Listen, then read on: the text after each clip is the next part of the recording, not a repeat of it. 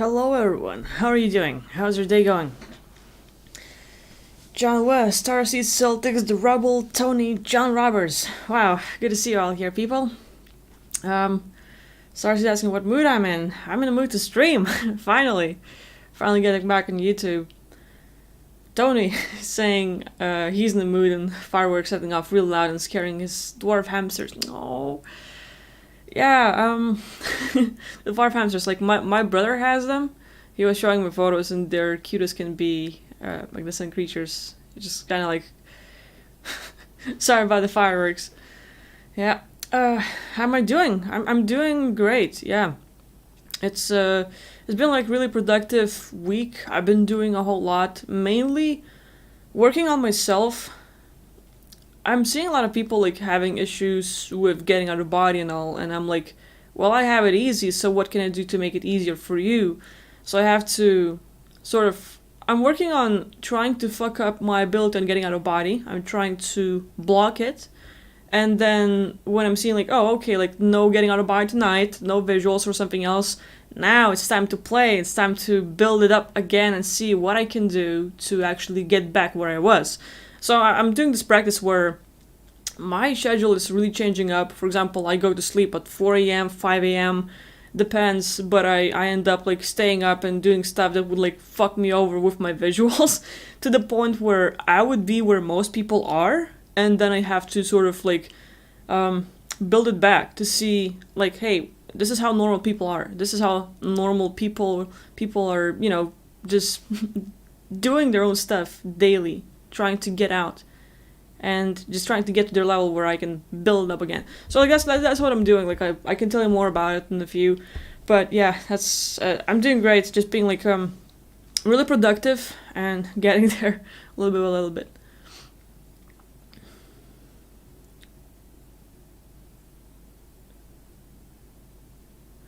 Cyrus is asking like, when you said you were doing work on me, what did you find? Didn't feel anything. Must be pretty serious. I guess like how most people, like I know I had like 4 people write to me Starseed, and they were talking like about how they did sessions for you, how they were removing entities, and they did pretty much the same thing, like removing entities, cutting off the cords, trying to take care of servitors, but seems like it's not really helping. So it really depends, and I wonder, Starseed, a lot has to do with where you live and your surroundings. Like, how's your family? Because if they're suppressing, if they're not letting you do stuff, it's sort of like, doesn't matter what the whole world will do for you, because once your family says something and they fuck with you, it's sort of like they bring back everything that has been done for you. It's like if you had entities removed, your family will fuck with you or say something, or someone close to you that you live with, and that'll sort of like bring back everything. So like it really depends on your surroundings, like who are you living with, how are the surroundings, how's your family and stuff like that. Like that would be good to get deeper into that, because people like that, like these situations will actually do that for you. So like it'd be good to pay attention. You're asking if your tarot read was good. I have not gotten back to that yet. I have not read it. I mean, you can do it if you want to, but like I have not read the one that you done for me yet, so it's gonna be a question of time until I get to the other one if you do it. Regarding the article, same thing. I've been busy like on other projects, so I have not had given you priority to like read your tarot card readings or anything. Yeah, John Roberts is saying smoke a bunch of weed. Yeah, let's go, boy.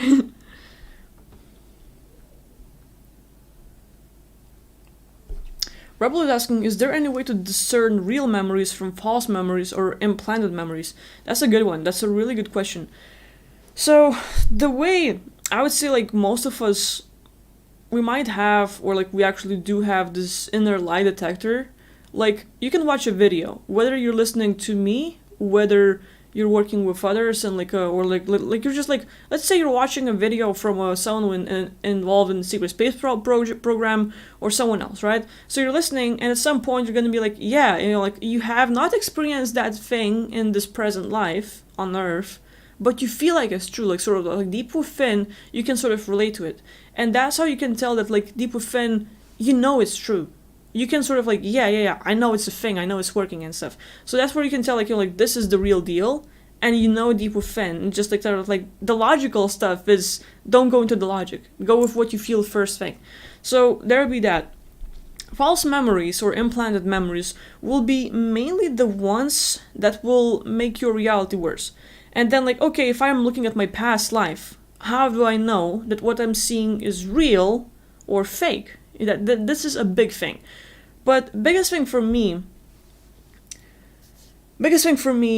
is if I'm looking at the past life, I'm focusing like first thing I'm seeing, first thing I'm finding, I'm just going with that. I'm not going to question it. I'm going to try to get as many details as I can. For example, just when recalling a past life, it is important to have either someone guide you or guide yourself. It's not like, oh yeah, well, what was I doing when I was in my past life? It's like asking all these questions will have your attention all over the place. When recalling a past life, it is really important to get specific and try to, if you're gonna catch a chain, and most definitely you will, the chains can go into, let's say you're feeling a headache right now, like, oh, like I might have a headache or something else going on, like, you know, like maybe your body's feeling weird, you're feeling kind of like, oh, like my lower back hurts, or like my ankle hurts, or so, or like, you know, like my wrist hurts and stuff like that. So like you might have various pains, you might have issues with certain people in your life and all that, depending on your surroundings, depending how you are. But for example, like we focus on like, okay, I have a headache right now, or simply let's take me, myopia. I have a myopia. I have not done much work on that. Like I'm doing eye yoga and stuff like that, but like I could be doing much more. So for example, I have myopia. Now like, well, okay, let's look into my past lives. Let's look into my past lives when I had myopia as well. And I'm seeing tons of incidents lining up right now, just because like I'm focusing on it. And one thing I'm gonna do is like, okay, myopia, the moment I cannot see things. But there's gonna be like lots of variations. The moment I get it, like how do my eyes get worse vision? How come I see worse than they used to?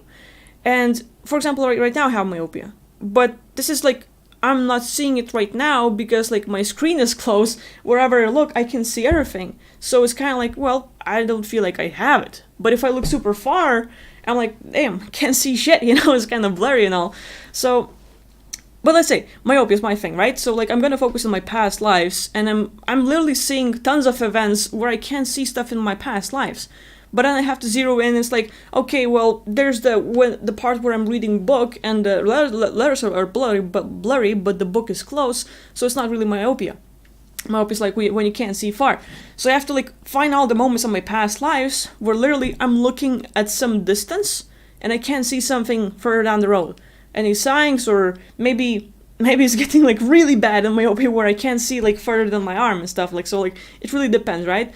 But I'm focusing on these things. And I might look for, okay, what caused it? How long did they had it in the past life?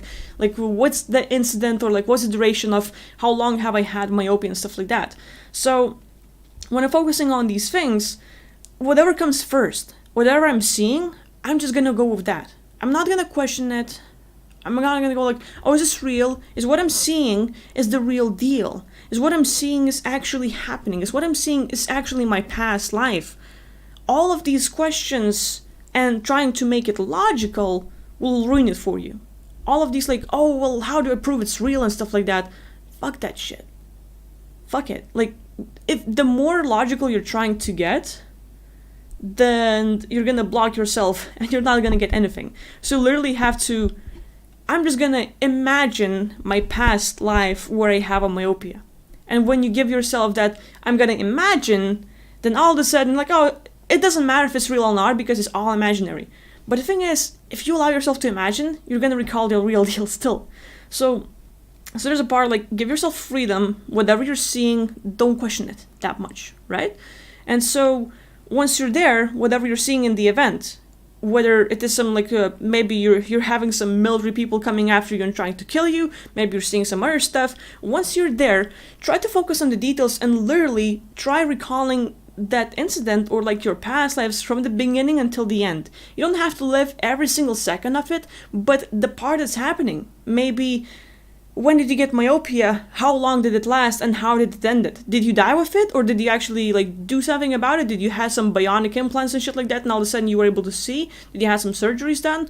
If we have the rebel asking this question, for example, you might have some authorities coming after you. You might have some people from the government. You might have some people from the military targeting you. Some like lots of variations, right? When you're looking into your past lives, it is important to let's say focus on one incident. It's like incident when you're having a headache, incident when these people are coming after you. What do you do? What's going on? And when you're like focusing on this from the beginning until the end, not birth to death unless it's happening from that time, but specifically that incident where, oh, the military starts coming after you.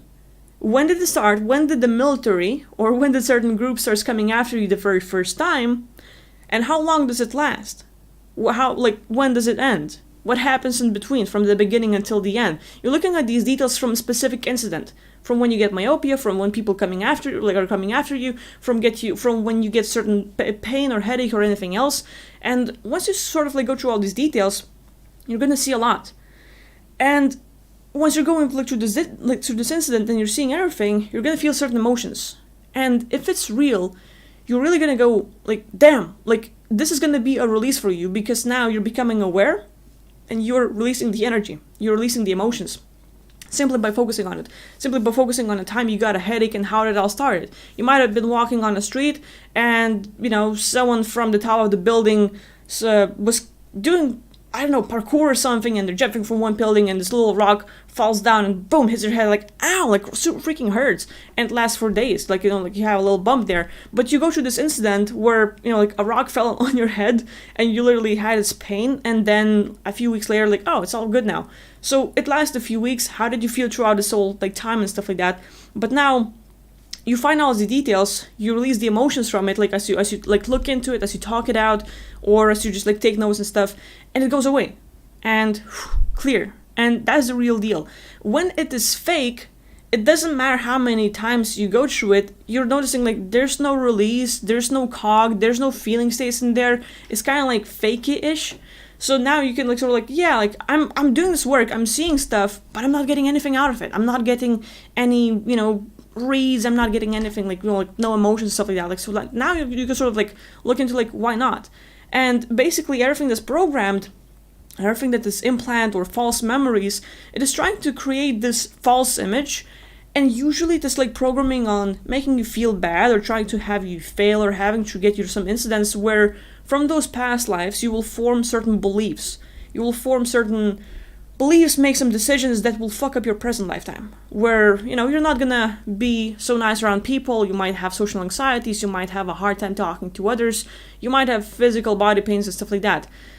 And whatever you're seeing in your past lives, eventually it does not matter if it's real or fake, because as you are looking into these details, you're able to look from the beginning until the end, and the consciousness will be awake and aware. So you have this inner lie detector within, and it doesn't matter what you look at, whether it's real or fake, because as the consciousness, you're gonna see the whole thing, and you literally get a release from it. You literally see the truth of things, or see the time where you made a decision that, oh, these people are coming after me. These people are gonna hunt me and I'm feeling bad because of this, or they're hunting me because of that thing. And all of a sudden, once you notice the truth from your past life, try going earlier.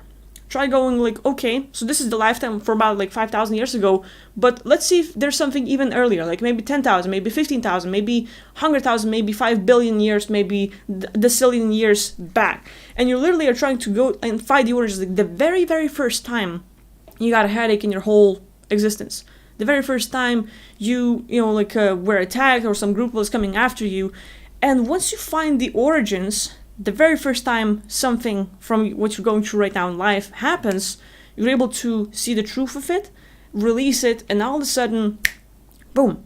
So whether it is real or fake, once you see the truth of it by what you're looking at from the beginning until the end, then you can sort of have full release, and it's not going to affect you anymore. So whether it is real or not, it does not matter, because just by looking at those things, just by paying attention and getting, let's say, emotional release by realizing, hey, that's what I did, that's what I recall. If it's false, it's going to fall away and not affect you. If it's real, the emotional damage that was done to you will fall, but you'll sort of have the memories and stuff. So, yeah. There's a lot of details to it.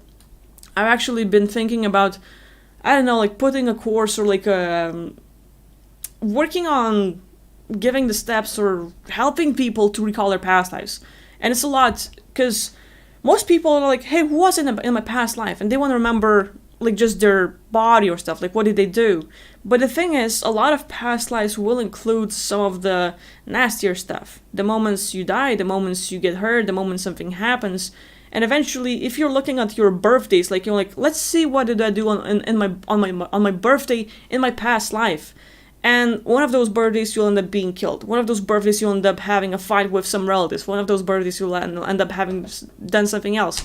And as you're looking through those fun times, you will still see some of the videos where you don't enjoy it, where there's like, like, hey, that's not fun, it's not happening, or some other stuff.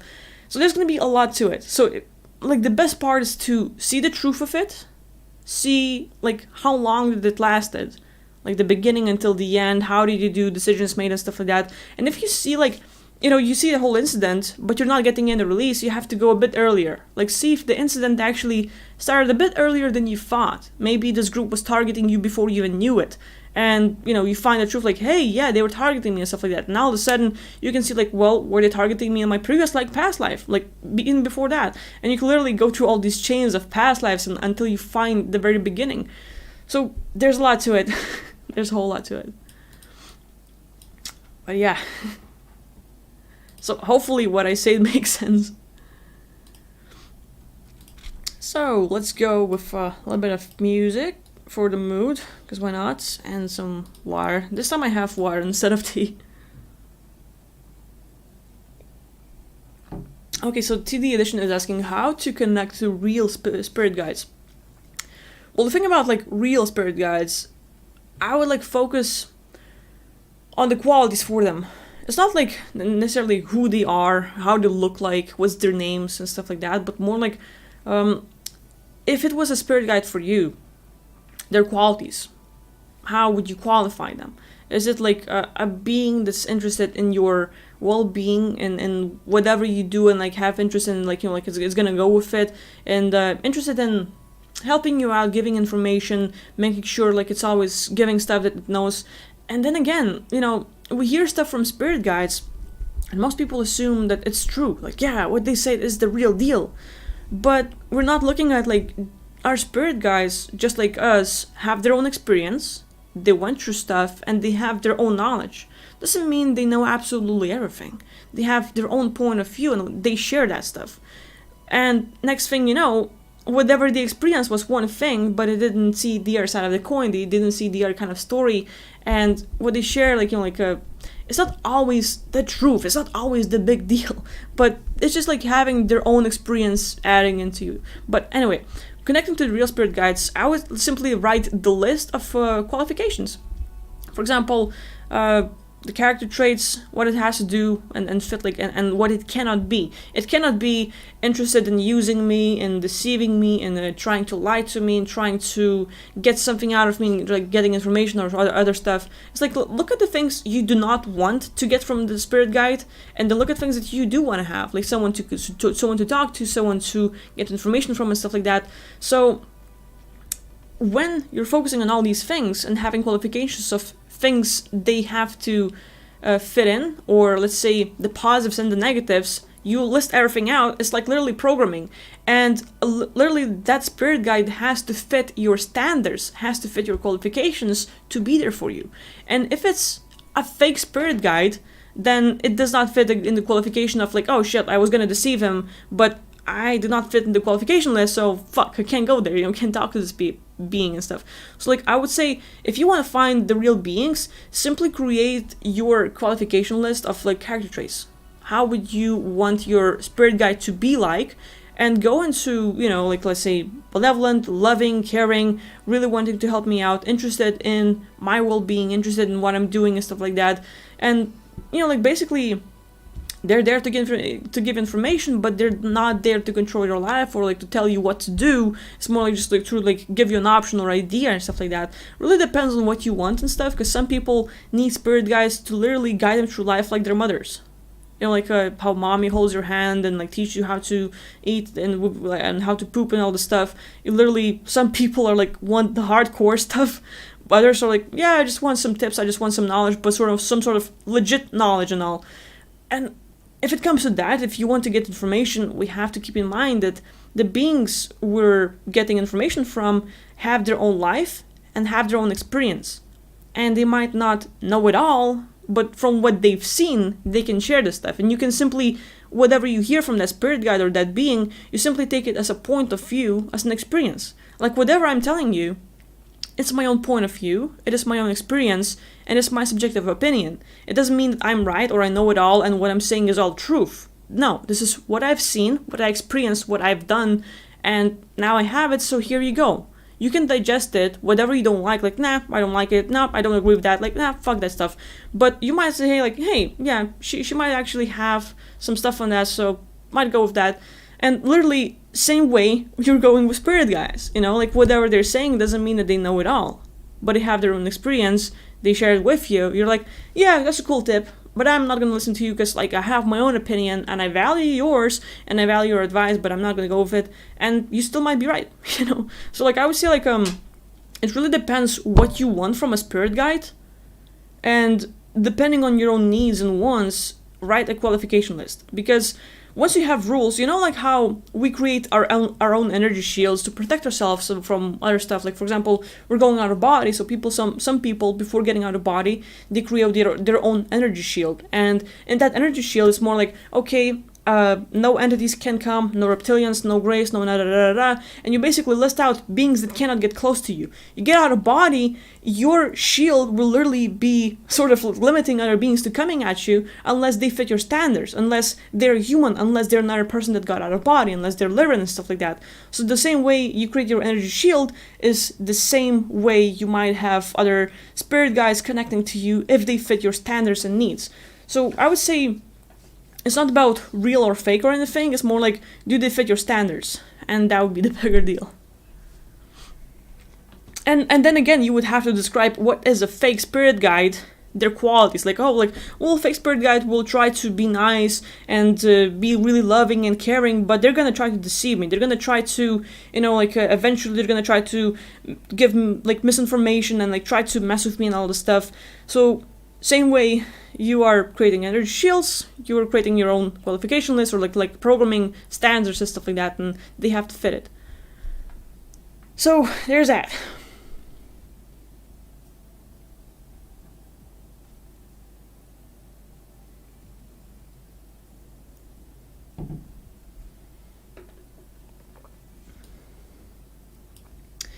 Nicole is saying, hi, I sent you an email, just so you know, and not one email, but 4. That's great, Let's see. Yep, I have it. Good.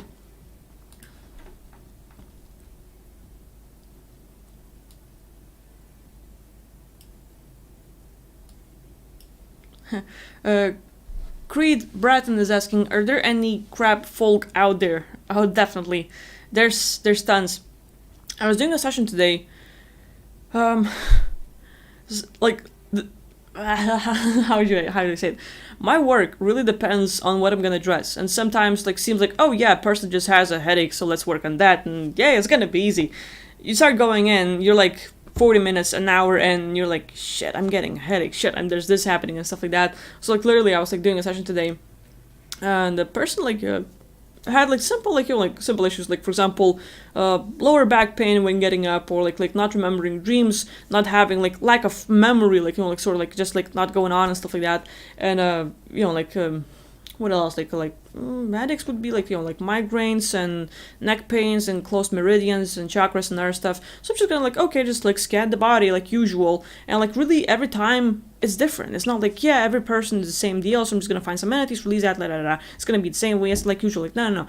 Every session is different, and while it might seem that just one of those things, another headache to deal with, let's go, it's gonna be a whole different thing. So what I found today is it's kind of hard to put in words because I'm still digesting it, and at the same time, I feel like I either have a lack of English, vocabulary to actually tell you all this stuff and explain you normally, because I'm a seer, so when I go out of body, I see stuff and I experience stuff, and I tell you what I see, but I haven't gone through come back, digest everything, put it in English, and explain everything normal, like normal people. I don't do that stuff. And like people hear my audios, like what I'm sharing, and they're hearing the first-hand experience, like where I go to body, when whatever I'm seeing, I'm telling them. And I have not put it in normal language where, well, I assume that most people, when they listen to my audios, they don't get at normal stuff. For example, like if you listen to Rich 2150X, he has he's down to earth and he can explain everything really well.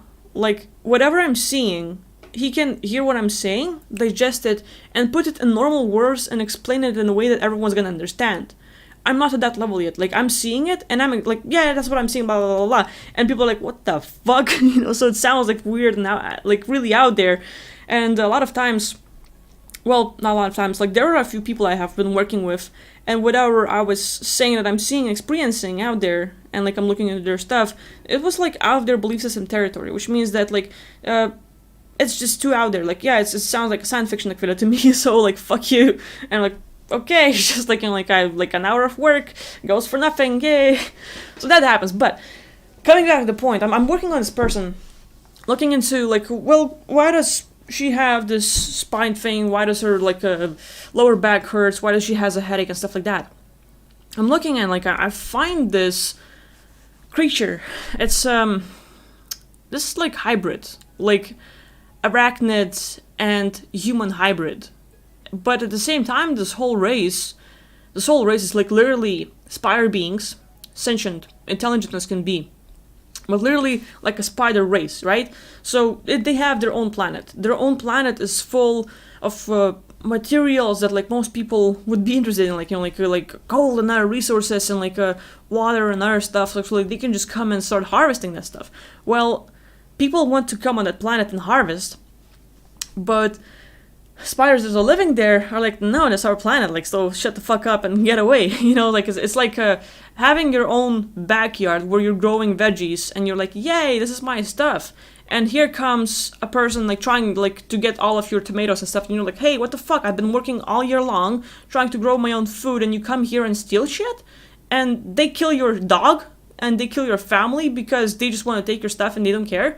So literally, kind of like there's tons of these scenarios where there's tons of planets out there where they have lots of resources, and other races, reptilians, humans, greys, and like other beings want to go on that planet and harvest the shit out of it and either like take over the planet, like dominate it, and like this is gonna be their world now, and we have tons of races dying because of this stuff. So literally like a arachnid planet, like where we have ant-like beings, where we have spider-like beings, and they're intelligent, they're sentient, they can communicate telepathically, all this stuff. Cool. Here comes another group, lands their spaceships, like trying to shoot like those arachnids, killing them off, just simply to get materials. Because they're like, oh shit, like there's a spider, and like it's giant. It's like, what? It's like, I don't know, like 4 or 5 meters tall. So let's go into, 4 meters to feet, about 13 feet tall. So 13 feet tall, massive spider comes over. You're like, oh shit, like you start to shoot it because like it's kind of scary and stuff. So spider-like beings, or like these arachnids, kill off whoever comes, whether it is reptilians, whether it is humans, or someone else. They kill it, and they have this thing where they sort of like, this is gonna be a bit gory, I guess, so like if you don't like it, mute it, turn it off, like tune in later. But literally these like arachnids cut the body in the middle, like sort of like you, so like below torso, your legs fall off, and it's like literally they're getting their frontal body, like specifically ant beings and stuff, into your torso. So literally you're dead, right? Like the physical body drops dead, or like their like human body, reptilian body, like doesn't matter, like drops dead. Your legs are off. You're like off in the middle, right? And they literally start like the part of them gets in, and it takes a while. And after a while, it's kind of like this like merging, the point where this arachnid becomes part of like half spider, half human, half spider, half reptilian, half spider, half some other creature. Looks creepy as fuck. Like we can even probably find some photos. Arachnid.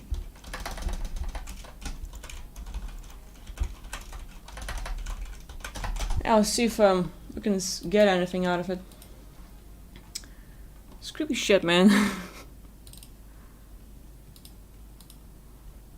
Yeah, so let's say this stuff, right? So we have beings, I guess, like, for example, this partly but not, this kind of fish where you have this kind of like a body but there's like upper one, you know, kind of like spider creature, but you have kind of like a human, but like make it nasty as fuck, you know. And I don't like these like arachnids and stuff, but it's just like, it's really nasty. It's like literally you have a spider looking being and then you have like half whatever, right? So literally it begins with these guys being attacked because their planet has resources. It's literally like someone coming at your garden where you're growing food. They're getting killed off and they're like, no, fuck you. So now they get the body. They get the upper body, whether it is human, whether it's reptilian or someone else. But the thing with that is like all the memories that the being that was killed had, for example, from birth until death. All their serving in spaceships and militaries or like having their own groups and stuff like that. Yeah, I'm gagging over the photos. Like, exactly. Like, I don't like spiders, and it's like creepy as fuck. So, anyway, people who have served in like, let's say military, like, or like secret space programs and stuff like that for 20, 50 years and stuff, now go on the planet and die, and the arachnids that like merges with the body gets all their memories from birth until death. Everything that the body experienced, it gets it all. So it starts knowing the language. It starts knowing, you know, like the names, where they came from, the groups, the space stuff, and like, you know, like if they kill a captain, all of a sudden they get the intel of like who, like the bigger people and stuff like that. So like it's creepy nasty shit. But now this sentient like arachnid, like or like arachnid like human hybrid or something else, literally like right now with the memories, like okay, they get on the spaceship that they came with, and like, literally with those hands start programming stuff, and like boom, they're out. And they're going right now, they're gonna land their little spaceship or like their little ship on this massive spaceship or their station, and like they're talking on this like on their computers and stuff, saying like, hey captain, we got the mission done and we're coming over and stuff. And literally it's kind of like some sci-fi fantasy shit or whatever, where a being takes over with all the memories, can use their voice and everything else, and it's like, say, captain, we did our mission, we're coming over. They're like, oh cool, and they let you in. And you open up, your ship opens up the door, and there's just bunch like 50, 100, or like 50 to 100 to more of these arachnid hybrids, and they're going all over the place, killing off everyone. Creepy as fuck. So this is like just like this space opera scenario where we have like this like fighting and stuff like that. Like, how is it relating to my client? Well, they start going all over the space. Like, I was like literally like looking at these creatures and these beings. And like, why are they messing with this person? Why is my client suffering from this thing? And I'm noticing like relation to this, and I like, okay, before I deal with these beings, I have to understand. Before I deal with these like arachnids and stuff, I have to understand, why are they messing with people?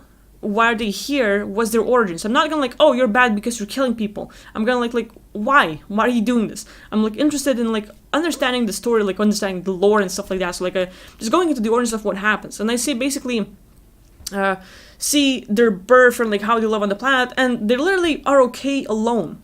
And they communicate, and they're not into slaughtering or anything else. But once their world gets invaded by the outsiders that want to take over their world, it's like, we're not gonna give the fuck up, so die, you know? And you literally have this war going on. So like basically building up the story to the point where I know how they originated, and I know how they came to the point where they're messing with people. To the point where these hybrids, half arachnid, half whatever, because they can literally be half arachnid, half reptilian, half arachnid, half tortoise beings, or like Lyran human. Like, it doesn't matter. Like, whatever they gonna kill, they're gonna get. And I'm looking at this thing because, like, let's see if I can dig it up. There's just like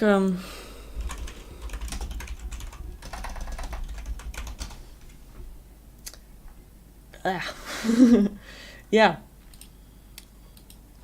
I hate looking at this stuff. Or like, It's interesting, but like it's a thing.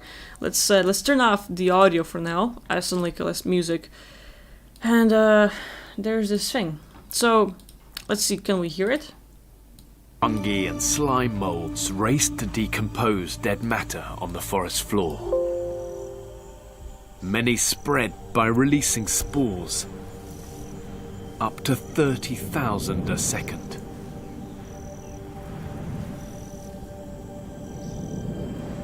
If just one of these spores lands in the right place and takes root, it can colonize a whole new area.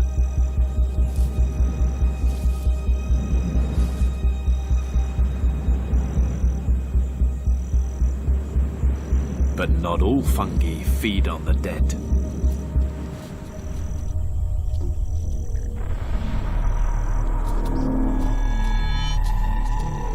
I'm showing it to you because Days ago, a spore landed on this is the real deal.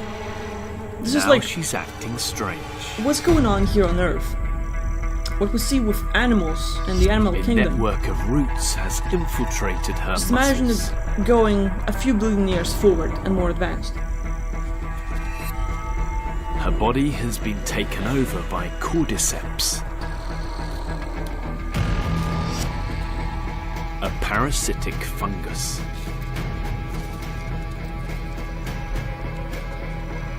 It floods her brain with chemicals, drugging her, compelling her to head where conditions are perfect.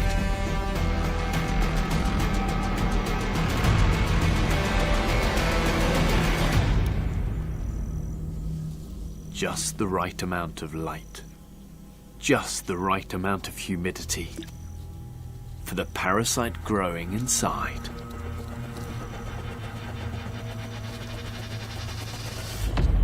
It forces her to clamp down in a death bite, and cordyceps reveals its gruesome nature.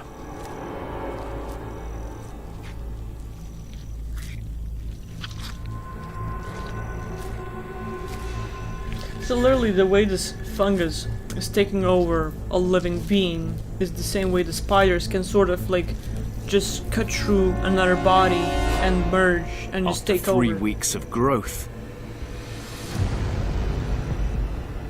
cordyceps can release its own spores, infecting more ants, releasing more spores, infecting more ants, releasing more spores, infecting more so the ants, story is going on. infecting more ants, more and more ants.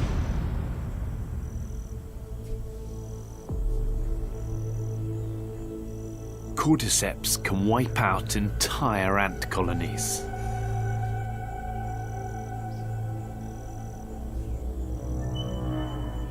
But more than just ants are at risk.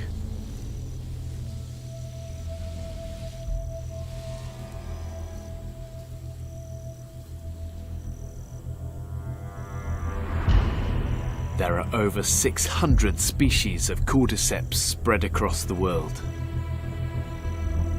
Most are found in jungles, where they prey on a whole host. So just giving you like sort of an example, but like let's say whatever's going on here on Earth, right? We see like, oh Shelly, there's some fungi spore that literally can get into another being, take over like a parasite, like a little entity, like taking over our minds, and from then on building up, like boom, taking over, body drops dead, but they're able to use it to their own purposes, right? So we have this thing going here on Earth, like, oh yeah, like it's in the nature, woo, thanks Mother Nature, awesome creation, you know. But then whatever we have here on Earth, think about it being millions and billion years more advanced.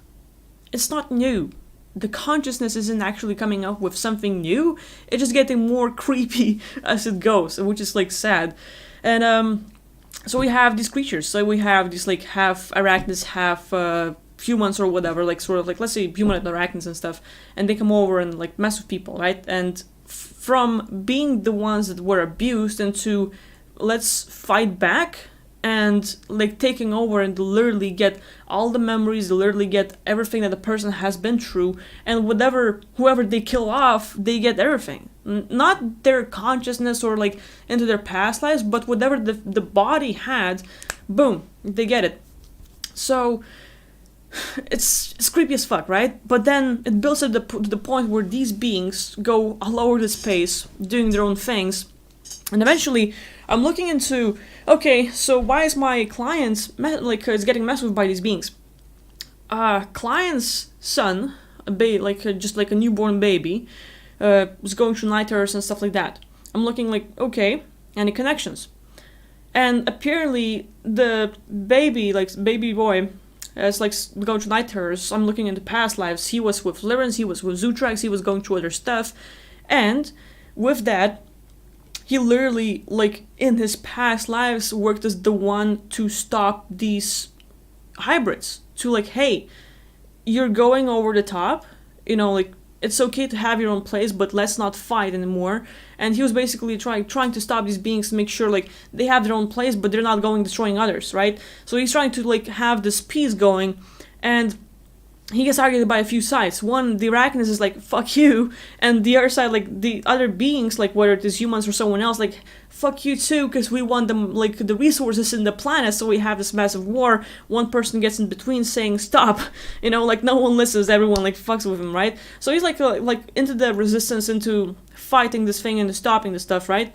So in his past life, he was like working with Lyrans and other beings to stop these arachnids, but then he drops dead. Now he's here on Earth, and he has similar like a version of like helping humanity and other things. The mom is helping him out, like with like taking care of like him and like trying to teach him and guide him and like make sure like he's the best version of himself, having his own life and not being programmed by the world and stuff like that. So the mom, because she's the one protecting the warrior from the past, she's protecting him. So it's like, her son is like a warrior, right? And he goes and he's gonna fight the wars. And like while he's baby, he's getting out of body. He literally has tons of experiences. And he's going and like he's doing other things in the past lives. He comes back, he wakes up, and like he can actually tell mom about it, or like she like they can communicate and stuff like that. So like there's like lots of variations. But basically the boy is like a warrior, right? The mom is more like, let's say, a medic. And so these beings see that like no matter how many times the warrior gets abused there, no matter how many times they're gonna shoot at him, every time he's gonna come back to the medic, his mother, he's gonna get healed, he's gonna get taken care of, and he's gonna go for another battle. And they're like, well, fuck, we can't get to him because, she's getting in the way, because she's stopping everything. And Donovan, like, I wanted to thank you for the donation. I know you're going, so just like thank you for being here and thank you for donating and listening. And I hope you're gonna get something out of it when you watch it later, if you watch it. But anyway, come back to the subject. Basically, the mother is the one getting attacked because she's taking care of the one that's actually doing the bigger fight. So you can reflect at your life. Do you have kids? Do you have someone close that you're trying to help? And because of all the help you're trying to do you're trying to help others, you are taking care of warriors and soldiers all around you. Right now, we simply look like human beings. But in our past lives, we did so much stuff that they see you as the biggest threat. They know what you're capable of, they know what you can do, so they're like, well, shit, if this being keeps on doing their stuff, we're gonna get fucked. If this being gets out of body and recalls their past lives, we're gonna get fucked. Seeing that stuff, they're simply like gonna try to either back off or try to stop you while they can. And because we are the ones taking care of our children or for people around you, you are like that medic. And they don't like medics. They don't like the ones taking care of the soldiers because they're gonna keep coming back. So they have to take care of you first before they go attack someone else. So the mother was actually like messed with by these like arachnids. And basically every time she goes to sleep, she has the ability to astral project, get out of body, and when she's out there, these beings capture her. And literally, like, what we saw in this little documentary where, like, the fungi takes over the body and, like, makes it work like a slave and stuff like that. Literally, they had this, how should I explain it? It's kind of like, there's lots of ways. Like, I'm literally trying how to put it in English to explain it the best way. But there's a few things. One, they had this torture thing. Like, these, like, hybrid arachnids, humanoids, whatever. They had this torture thing where, imagine kind of like a worm that can be in a human stomach, like long ass worm, right? And at the same time, like kind of like a crab, right? So like mix them together, and now we have this long ass like string that can latch onto people, right? So this thing is like, let's see, as thin as a hair, but it can be implanted. And it's just simply just like it's like organic implant that goes into the body and like literally through your spine or something, it goes on and latches onto you. So she falls asleep, her astral body goes out there, the astral body is the one that's getting captured and attacked, and so she's being basically caught and tortured to the point where these arachnids are gonna sort of like take this living creature and have it go within her, and it sort of like latches onto their spine. So she wakes up with this massive like back pain. She can't move normally. The body becomes kind of like still and can't really be at your full potential, you know? So with all these things, I'm like literally like pull it out, like, you know, like in the actual body, like I literally pull it out, and she writes like, you know, like same day, like, hey, I feel like my whole body became more adjusted, like I can literally feel myself, like the pain is gone and stuff like that. Like, well, there it is, like that works. So that's just one thing. These hybrid arachnids, humanoids, or like whatever we want to call them, right? At the same time, it's like, however we would see the injection of, for example, like venomous spiders, you know, like they like bite you or sting you or something, and all of a sudden, you know, you're gonna end up like getting the poison and stuff, and so it's gonna spread and stuff. So with this, it's like they have gone so advanced, where it's like literally like, I don't know how to put it in words normally, but it's like some sort of like sci-fi shit, but like I'm just gonna try to do my best, I guess. So the way we would like look at, let's say, sperm, right? We have like tons of these little bodies that are gonna go and like find the egg and stuff. So that's just imagine that, and then imagine that, but like let's say it's AI. Let's say those little bodies that are gonna like, it's just like one little liquid that's gonna spread, and it has like billions of these like little bodies that are gonna go all over the place. It's actually AI. So literally these guys, the hybrids, go so much that they're like liquid, like when they inject people, spreads throughout the body, but those things like work like entities, and they can latch onto you, and they can literally reprogram your body to where your system, you know how to breathe, you know how to act, you know how to do stuff, and when they latch onto you, it's like literally we have the entity that's gonna change how you think, how you feel, how you're doing throughout the day. It's fucked up. It's fucked up. And so you have this little liquid spreading all over your body. It's like tons of bacteria or something, but it's literally AI that can like think for itself and reprogram your whole system. So it's not just like that little thing, like nanobots. Yeah, nanobots, smart dust, that would be probably better words. Yeah, it's just like, it's crazy. It's crazy to see how far they can go. We see like, oh, like Natural Geography or stuff we watch on TV, and like how cute nature is awesome because it has so many things. And we look at stuff, and same kind of things are going on out there in the multiverse, just make it a few billion years advanced. And we are so happy about our new drones and stuff like that, make it a few billion years advanced, and like beings out there have it all. So I don't know, like it's a lot. It's a lot. I just thought about bringing it up because, you know, we're talking like Creed was asking about the crab folk out there, and this was like the being I found out there. So basically dealing with them, finding their origins, like why are they attacking people, why are they doing this stuff, and like sort of like I was basically dislocating them, or just basically their planet, where they originated from. I shifted it into the other realm where no one else can find them, so like no one else can go into their planet and attack them or anything else, kind of making it invisible, but they can live in their own world. So now having the safety, they're like, okay, well, thank you, now we're gonna live in our own place and not have that many reasons to attack and like protect ourselves, because like it's kind of like safe. So like taking care of that is like, we'll see, but it's just one group out of quintillions, out of decillions and stuff like that. It's like, I don't know, like it's a lot. So seeing this stuff, you know, it's crazy how far it can go. And this is just like, oh, okay, like the client has a headache or has a back pain, let's look into it. And sometimes like, oh, it's the entities. Sometimes it's something like this. And the thing about it, like today's section was actually like really exhausting, because yeah, like, cool, I found some information, I dealt with these beings. But it's like every session, like I said before, like kind of makes me a target to the point where, hey, like I helped the client and now these arachnids have their own world, yay. But all the groups that were interested in the planet and harvesting all the materials are like, you bitch, and they hate me because I already took away their resources that they were like looking after or like really wanted to target. And I'm like, can't have it anymore. And now tons of other groups see me as a target, and then I get sort of like psychically attacked, getting the drainage and shit like that. So like do a session and then like time for recovery and taking care of myself, and do a session, time for recovery, taking care of myself. Like really depends, different people, different sessions, and there's a lot to it, but it's amazing what we can find out there. And I don't know, like it's always interesting to meet someone new out there, and just like, hey, just another thing to be aware of and sort of either avoid or know what they are, and like don't get close to them and stuff like that. So it's cool. I'm really interested in beings out there. Like, you know, like you see them as like killers who are viciously like taking over others, and you're like, what's your story?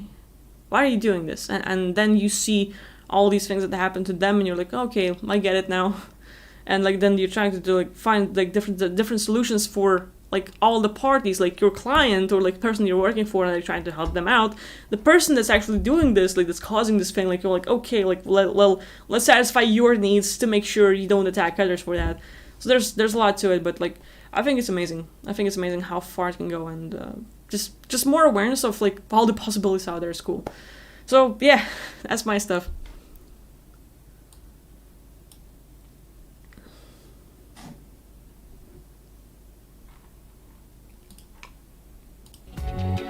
So coming back to a little music. Let's see. So. How are y'all doing after all this creep show I'm talking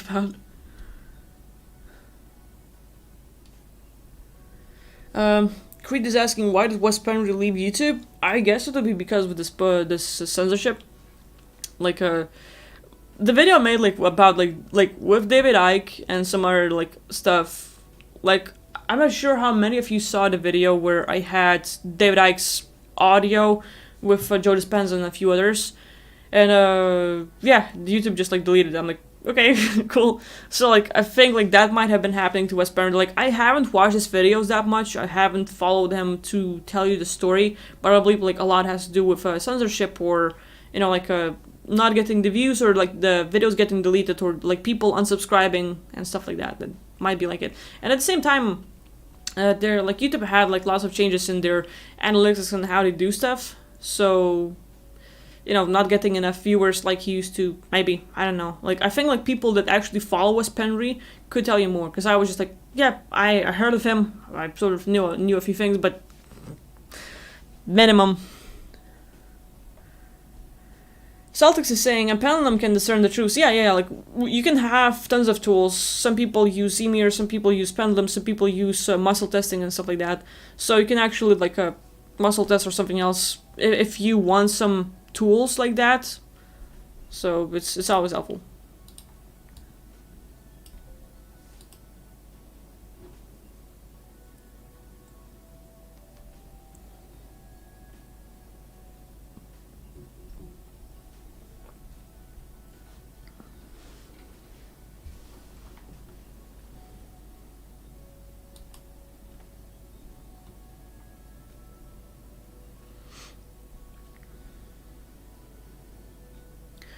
So some people are like, we have Anguishman and Glitch and OD, and more people like Nicholas, Cosmos, Crypto Quantum. I'm just like trying to say your names, because like a lot of you come here and you're saying hi to me and stuff like that, but you might not hear me talk to you or say anything to you. So I just want to make sure you are getting noticed and all that.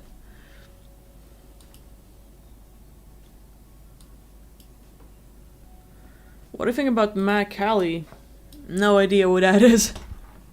Sometimes I feel like a little retard. Like I'm so far behind from some people. Matt Callie, I don't know. I'm just looking it up.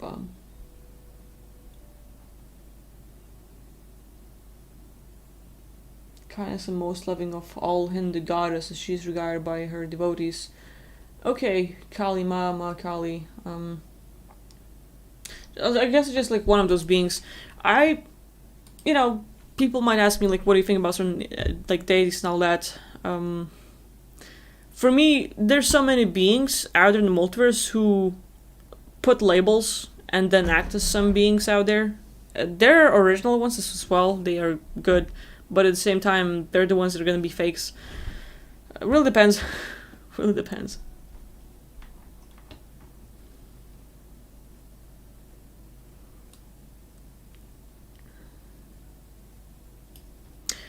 TD Edition is asking how to differentiate between past lives and just mind-made dream. You don't.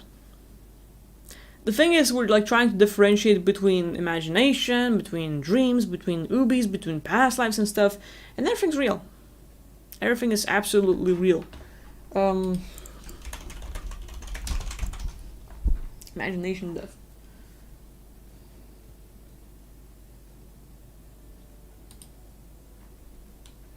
Let's see.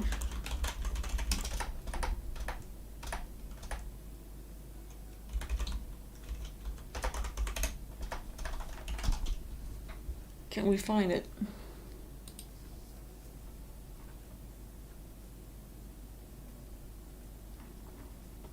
So let's see. Can we in? Yeah. Imagine. The word imagine from mid 14th century to form a mental image of. Sculpture, carve, painting, decorate, embellish. From Latin is to form a mental picture, picture to oneself, imagine also in Latin. Form, imagine, represent. From imago, an image, likeness from stem, to imagine, to copy, imitate. Sense of suppose, I mage. We would have to like break down mage, magician, enchanter. Where's the magic? Magi.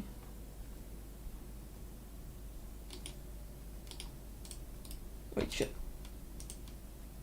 And that. Magician, learn magician.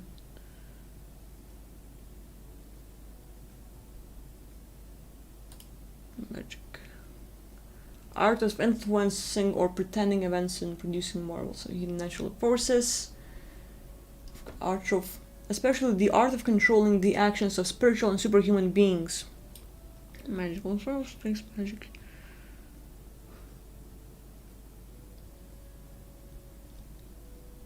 To be able to have power. So magic, we like basically to be able to have power to create. So with all these, I would say like it really goes deep into all of these things, but eventually a lot of these like notes, imagination and creativity and like just have a mental picture and stuff like that, we have to go like really deep into how it's all made. And whatever, you start creating a picture.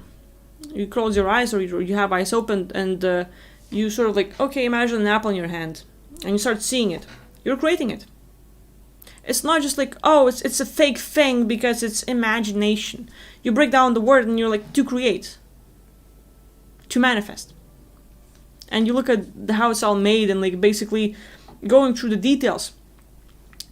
If you go to the very beginning, you'll find that like imagination is still creating.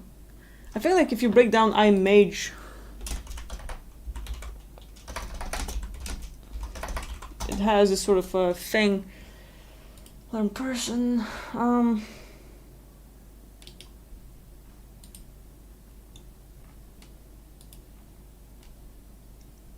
I guess.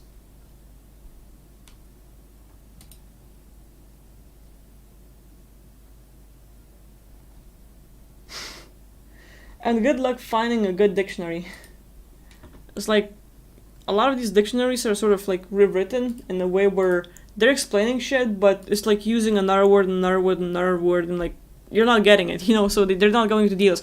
But when it comes to differentiating between past lives and just mind-made dream or your own imagination, you don't. That's the part where, oh, it's my imagination, so it's not true. fuck that shit. This is like literally on Earth, they are putting label after label after label to make it more confusing and to trap us into, oh no, well, if you see the mental imagery, then this is just an image and this is just a fake stuff because it's imagination, because blah blah blah, label after label after label, and it's not going anywhere. But the thing is, when you look into the universe, multiverse, and like what kind of beings we are, well, literally, you picture something and you create it. And the image you have, your imagination, any kind of realm you put for yourself as a mental imagery, will be out there. And you can literally go to that realm, go meet the people or beings that you create with your imagination. And simply for you, what might be fantasy in your own little creation, your own, like, I'm just fantasizing about stuff, it's not real. It is real. You're creating it. Yes, you are. So, I would say, like, don't. This is the hardest part. Like, trying to look into our past lives and it all seems like, oh, it's just my imagination, so it must be not true. This is what, like, the society or someone here on Earth who's, like, trying to control the rules and how we believe and how we think based on labels and fake languages, they're like just literally trying to control information and control our points of views and like try to put us in a more limited box. But the way I see it is basically whatever you imagine, simple mental imagery, simply having a picture there, you're creating it.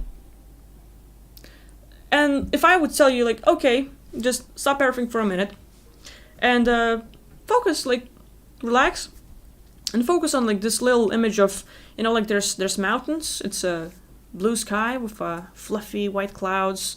There's this big red barn there in the distance and a few horses running around. And here's coming like this farmer with his puppy and he's scratching this golden retriever. And it has like really fluffy ears and it has like this red color. Yeah, so like basically you start looking at the details and you're there. You're seeing it.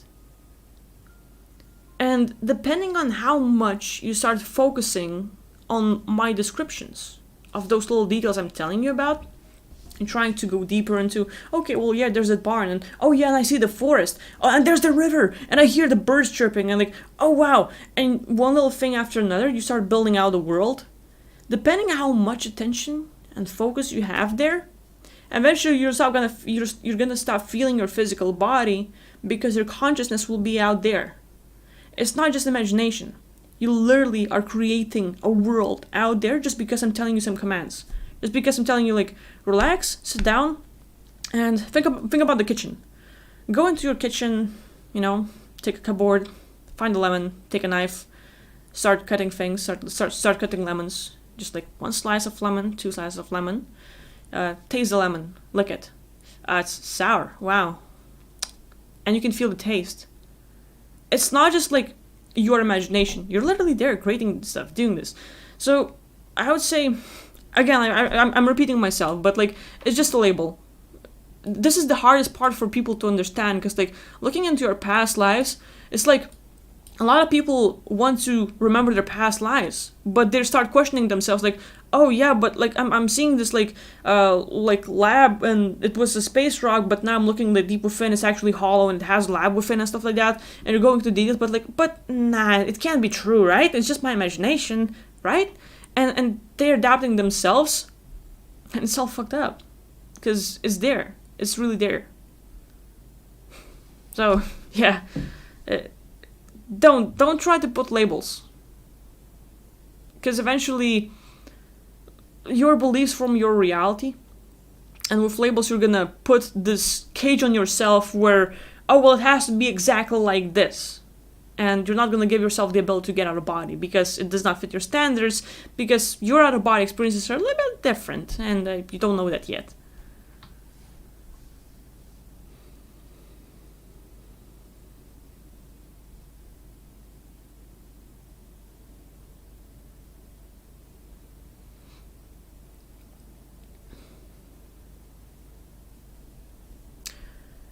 Okay, so that being said, we also have Jean or Jean.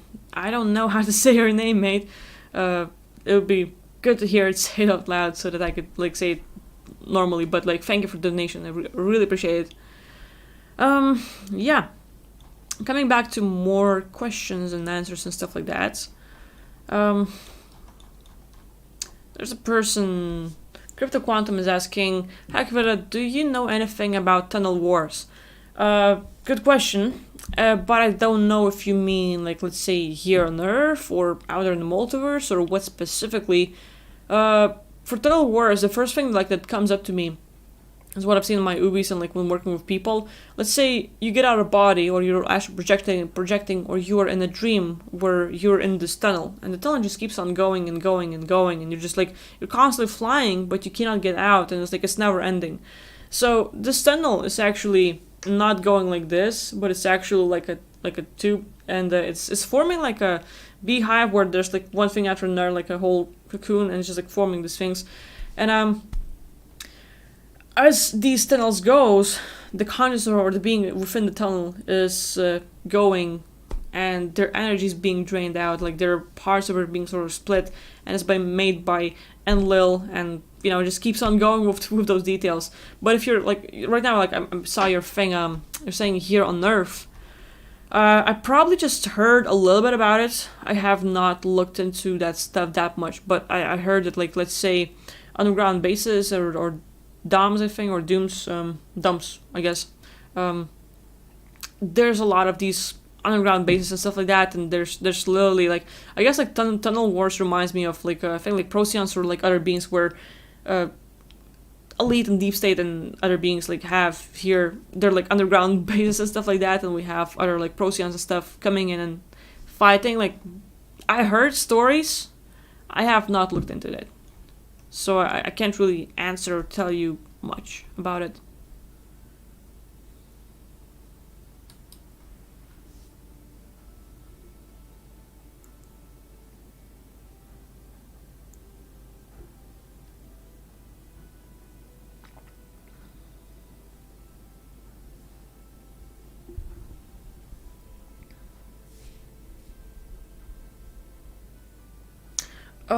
Starseed is asking, have you ever had to work with more than one person for clients besides Rich? As in, like, me and a group of people helping one being, or what? Like, the way I see your message is like, have you ever had to work with more than one person for clients? I usually either do my work solo, or let's say Rich and I, we do it together, but like, I have not worked in a community or like all these things. Nah.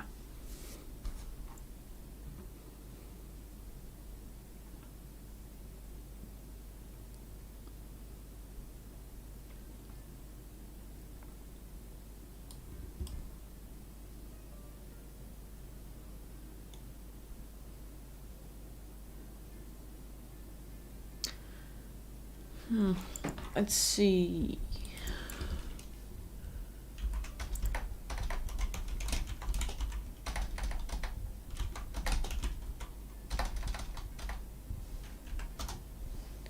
I just like pulling things up. There's one little thing. Let's see if I can find it. Yeah. So people, I have like we have 50 viewers. I'm just gonna mention it. I've been working on lots of these projects on myself.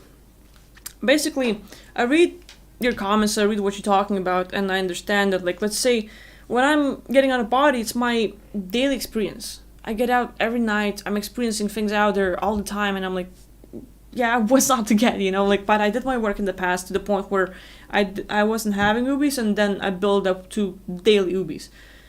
John Paradis. Alright, so, coming back to this thing, like, topic, like, getting out of body, right? And a lot of you know that I get out a lot. I have a lot of experiences, and then I read about your stories, how you're working a whole lot, but nothing's going on. So seeing this thing happening to you people, I want to work on myself to the point where I fuck myself over to the point where I cannot get out of body, where I cannot visualize stuff, where I turn it all off, to the point where, like, oh, okay, like, right now I'm a normal person, like most of you here, and now I have to work my ass up again to where I was. So, like, I started doing this thing for, like, I don't know, like about a week now. I think from the last stream we had. I guess I don't know. It would be 6 days. I think like it's been like 6 days since I've been doing this. So my thing is like I have a hard time dealing with movies. Like I can play games, I can watch anime, I can do other stuff, and it's okay. But when I watch movies, it's like in a movie, a few years can pass from the beginning until the end. Like the characters, let's say, are born and they live their whole life, and then they die, and you see the person like in the movie, like aged by 20 years or some other stuff is happening. Doesn't matter. Like there's a lot of variations. When I get in the movie, it's literally for me an over simulation where I'm not just watching a movie. I literally my consciousness is there, and I'm in that movie world. And it's not just setting. It's not just like looking around like, hey, I'm in New York. Hey, I'm in LA. Hey, I'm in this place that's been created in the movie. I can literally build up to the whole point where I can go all over the world in the setting of that movie, and I can go even more than that and live everything, talk to people, see their energies, see how they're doing, and there's gonna be like an actor playing a role, but all of a sudden their whole beingness has changed, and I see for who they are. I see their entities, I see their stuff, I can talk to them, engage with them, and not just the actor, I can go and like buy and like literally talk to random people there and meet them and like just find out how things are in the world, right? So for me it's like an over simulation where I'm so drained, like I can turn on and watch a movie and I'm gonna go like literally because like I'm not here anymore. When I'm watching a movie, whatever's going on out there, I'm gonna be experiencing it. If a person there is like in the fire scene, I'm probably gonna catch fire as well. If the person is like sort of like jumping from the car and like something's big's happening, I'm probably gonna be there too. And I'm going through all of these like emotions that the character's going through. For me, it's an over simulation to the point where I come back and I've been so drained that I fall asleep and I will not see anything. I will not get out of body because for me it was over simulation, right? So for about 6 days, every night I've been trying to stay up until 2, 3, 4, 5 a.m. Not sleep. I would watch a movie before going to sleep. I would like be on the phone before I go to sleep, trying to get the blue light to turn off my abilities and everything else. I'm building this up to the point where I literally have to shut it off, right? To not get out of body, to get to the point where most of you are. And I've been doing this and I'm like, okay, I'm seeing that I'm not getting out of body. I close my eyes and I don't see the visuals like I usually do. And like, yeah, it's getting there, right? So like, I'm building it up to the point where I turn off my abilities to get where not most of you are. And I assume that most of you are not like getting out of body every night. Because of that, I'm doing research like, if I go to the level where you are, what can I do to build it back up? For me, it's easier, but one of the things I tried, one of my viewers, Zach Tyler, here on YouTube, his name is different, but like he mentioned that like there's the neuromagnesium Fahrenheit that helps. So I bought the supplements and I'm like, okay, gonna try it. And I took just one. So after a few days of fucking myself over with like movies and like staying up and like literally trying to turn it all off, I took one supplement and I noticed that I had tons of vivid dreams and lots of experiences, and I'm like, just one thing really turned it back up. So I'm gonna turn it on. This thing, it does not don't pay attention to the website and you're gonna, but this thing, neuromagnesium L Fahrenheit, you can definitely find it, like, let's say iHerb. iHerb would be the thing.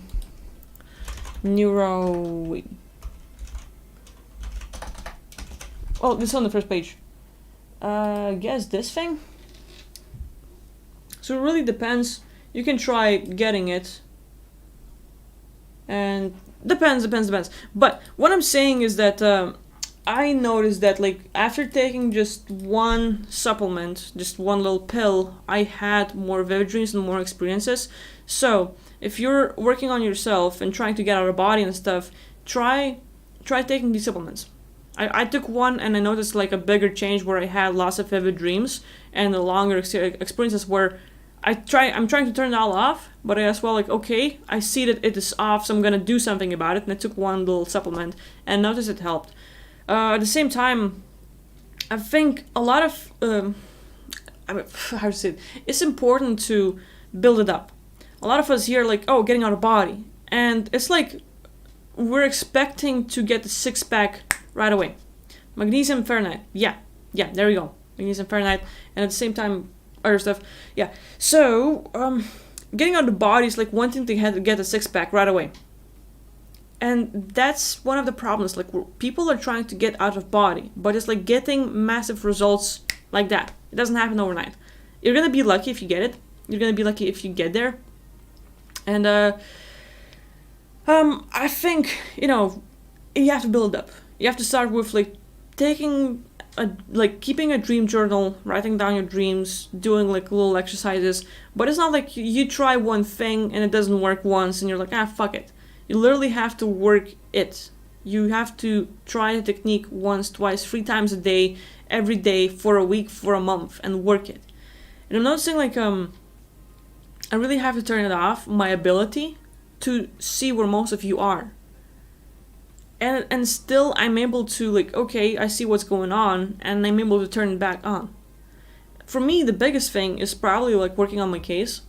It's not just the spiritual stuff, it's not just the techniques, but like looking into, do I have any issues within, like my limitations, thinking like, oh, okay, I believe that because of watching movies, I'm not gonna get out of body. Because of watching movies, I'm gonna get overstimulation and stuff like that. That's one of the bigger beliefs I have. Maybe I can shift it and it's gonna be back on, literally, like, and I can watch movies without getting too much into it. That'd be a thing. But I think it's important to pay attention. So, yeah. Just saying, I'm still practicing. One of the bigger things through this whole staying up at night and like really changing up my sleep patterns is just like changing it up, and let's say waking up at night.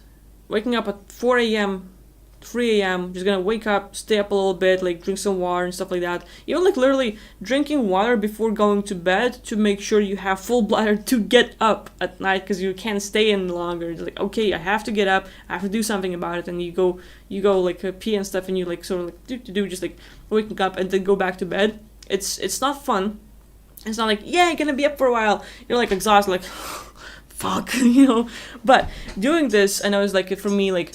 Waking up at night either a few times or just like once, and before 6, 5, 7 a.m. I wake up, I stay a little bit, and then I go back to sleep.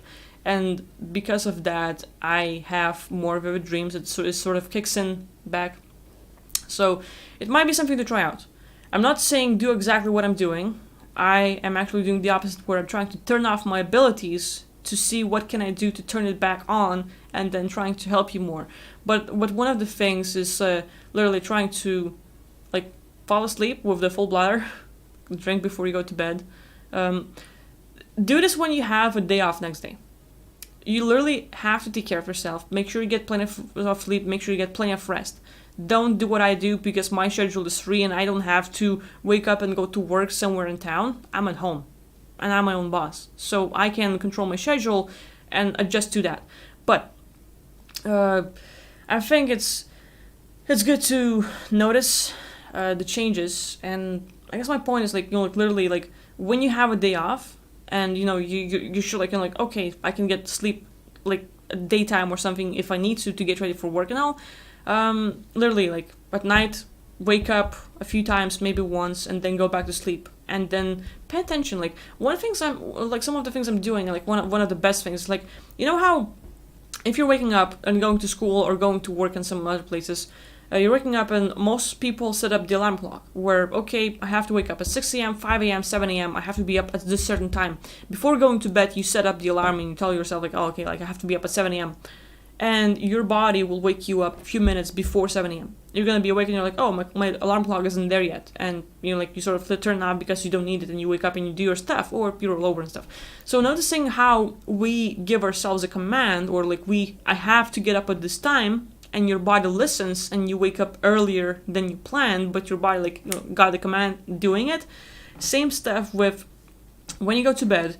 Tell yourself teach me something new, show me something I need to learn, help me to remember the memories, pay attention to things in the dream, in astral projection, in Ubi, and help me to remember it. You're giving yourself commands, or pay attention to details, get out of body, explore universe, find something new, remember everything. You're giving yourself details, you're giving yourself information at command, you fall asleep. But you wake up with, hey, you start remembering stuff, you start paying attention. So it's part of it. I think it's good to pay attention to these things and finding as many tools as possible. What I'm doing might not work for you, but it might work for others. You know, so like literally everyone's different, but like you might try out tons of different techniques and find what's working for you. But remember that like getting out of body is like building muscle. You have to do it constantly to see results. You have to do it often. It's not like you're gonna try it once, yay, I got out, and like that's it. You literally have to work at it. So that's part of it. And I saw a person also mention or giving a tip regarding Ubis and all, so I'm gonna read the comments. But yeah, Eddie is saying, no fab helps me to get out of body and have more lucid dreams and really increasing my energy, but after a while I get really horny and have to give in, then I have to build the energy all over again. That's good to know. That's good to know. Some people, you know, hey, it's natural. It's like, if you don't use it, you lose it. Simple. So please yourself, have fun, but then, you know, you can actually, like, if it's helpful, stay off and see if it helps you with dreams and stuff. So that's good to know. Okay, so coming back to more comments and all, let's see what I can do for you people.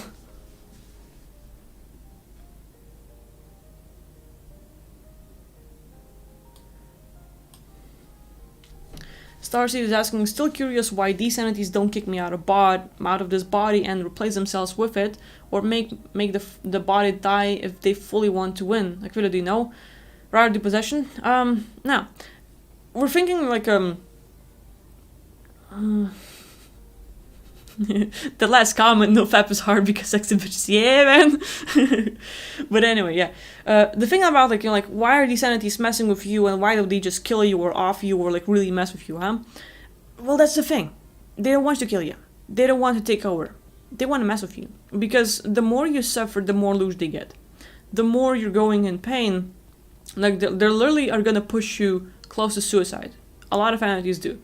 When these entities trying to mess with us, they're going for loosh. The more negative emotions we have, the more they can harvest us. So you suffer every single day to the point where you're getting suicidal and you want to off yourself. And then when you get close to it, boom, disappears. Now all of a sudden, no more entities. And all of a sudden you feel this clearance and you feel better and you're like, wow, I feel like I can breathe again. And you sort of get this little hype up and you get hopeful about life and you start doing better, and boom, and they attack you again, and then you're back into like getting messed with. Entities and beings messing with you, they don't want to kill you. They don't want it to completely take over. They want you to suffer every day, because the reaction you give them, your emotions, feeds them. They have to suck your loosh, they have to feed off from you, and the more you suffer, the better it is for them. It's like, I would try to think of an example. People, I think in Mid-Eastern, or like some people have a belief that the meat is better if the animal bleeds out.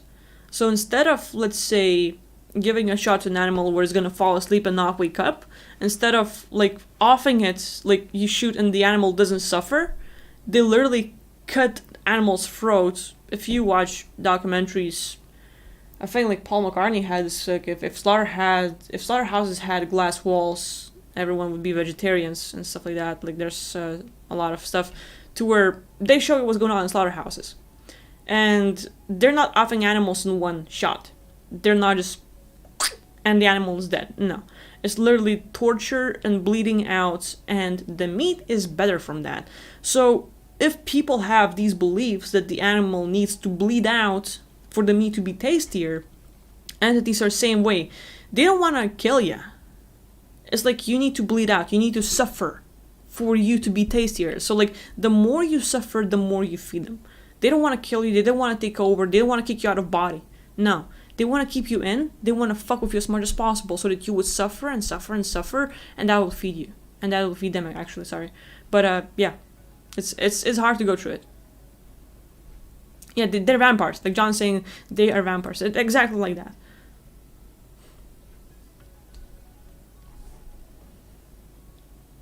And Tony's saying, entities can't kick you out, Starseed. You have your own frequency they can't tap into. Exactly. That's the thing. Crypto saying, can souls be destroyed? No.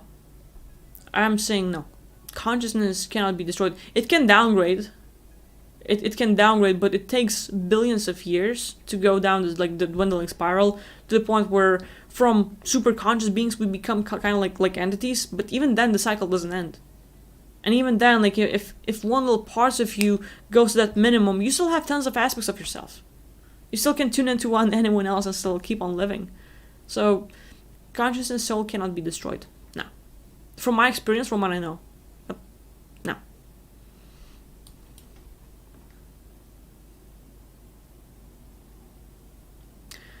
Sage is saying, I notice when I speak the truth to certain people, they really get defensive. Any thoughts on this and why they react like this? It's almost like they take it personally. They do. It's like, when you share your truth, it will not always fit another person's belief system.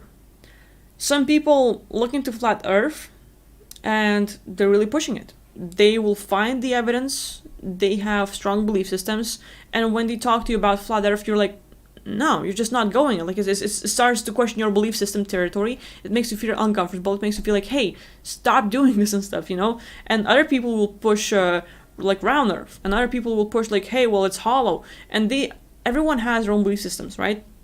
And you have your own truth. From what you have researched about anything, you have your own experience, you have your own subjective opinion, and you share it with others. Like, same way I do. Like, I might share it with others, and some of you might feel like, Akvila, stop talking about it because it's creeping me out and I don't like it. Like, shut the fuck up. But others like, cool. So, like, really depends on what kind of subject we go into. But, like, when you're speaking your own truth, people, not everyone will tolerate it. Because it's like, it's questioning their belief system territory. Whatever they believed in for years, whatever was their basis, their foundation, your beliefs and what you're sharing, your information might have their foundation tremble and fall apart. And when you lose that foundation of your whole life, of your belief system, for me it was a big hit where I was like 21, 22, and I started like taking life coaching courses, and I'm getting like certificates, and I'm getting really deep into that stuff, and I'm like, hey, I'm gonna be a life coach and stuff like that, and I'm really going for it, right? I'm like studying how humans work, and I'm going into this voluntary work at different websites, and working like I feel like 7 Cups was the website, and you're just like learning a lot about psychology, about how humans work, and then do this like work for 50 hours. So you have to work with different people, serve your time and stuff like that, and people need to write up their reviews and tell you how you're doing and all this stuff. So there's that. And, working with it, like, okay, I had my foundation set of how people are acting, and, like, I'm going to be a life coach, I'm going to do this in life. And I'm listening to Gary Vee one day, and he basically critiques 20-year-olds trying to be life coaches. And I'm like, and my foundation that I was building for months, working my ass off and getting certificates and other things, falls apart. Because the person I admired shared the thing, and I'm like, fuck. So for me, everything sort of fell apart, and damn. So I had to actually rebuild it. Like, when my foundation trembled, when my foundation and my core that I was working my ass off for fell apart, I was like, okay, now what? I don't feel like I want to do anything in life. I don't feel like fuck life coaching, fuck working with people, fuck other things, so like I sort of like gave up on those things. And then I was like listening more to Gary Vee and like other things, and I'm just like, okay, cool. And eventually I realized, like, hey, just because Gary says it doesn't mean that it's gonna control my life. It doesn't mean that, like, I'm still far from being a life coach or telling people how to live, and I don't want to tell people how to live, but I want to sort of set an example. And at the same time, hearing what Gary says, like, like 20-year-olds trying to be life coaches, like, yeah, that's legit, that's cool. But at the same time, I remember, like, hey, but at the same time, Gary does not know what I've been through. Gary does not know me. And, I was sort of like, okay, yeah, I hear their opinion, I hear what they're saying, but I was able to, like, even though I really admire this person, and they what they say destroyed my core belief system, my foundations, I was able to rebuild myself again because I changed my opinion. Like, no, like I was looking from this point of view and then I changed it from a different direction. I saw things differently. And basically, okay, I still can be 20 and I still can help people because I'm working with people, I know their issues, I worked through lots of cases, I'm getting out of body, I'm doing different experiences, I've been through sexual abuse, I've been through other things, and I know how people are. I've been through a lot of shit and I got over it, and from what I know from my personal experience, I can talk about. You know, so from those steps, from what I've been through, I can talk on those subjects. So a lot of you, when you ask questions, some questions I don't answer, some questions I don't address because like I don't have information on. I am like literally like looking like, okay, you're asking this stuff and I don't feel like I have enough information to give it back to you. And like there's like a lot of reasons why I might not be answering your questions. For example, I'm still at the top, I'm still answering like questions from the top where I'm scrolling down to sort of get back to everyone as much as possible. But at the same time, if I feel like I don't want to talk just to talk, I don't want to like, yeah, I'm gonna say something and that's gonna be it. Like, whew, I say something, so I don't like that. I would like to give some sort of value to you. So addressing the subjects you're asking, if I know something about it and I'm gonna say something, just my opinion and share my experience, but that's just like my point of view. Just take it like, it's a Kvida's opinion. If you like it, cool. Don't like it, good. You know, like find your own thing. And I think like when you speak your own truth, it will always sort of push other people's belief system territory, and not everyone will like it. It's definitely like, you know, like some people like have hardcore beliefs about like Biden or Trump or like things, and then you look in life and it really depends on the topics you talk about. And you know, for them it might be out of their belief system territory and they're not gonna like it. And I had some sessions where a person, you know, was working like 10 sessions and they're like winning and they're getting a lot, but at the same time they're getting the contact. Like I'm talking about these like half arachnids, half humans. It seems crazy sci-fi stuff, kind of like a scary book, you know, and you're like, okay, Kvila, next subject please.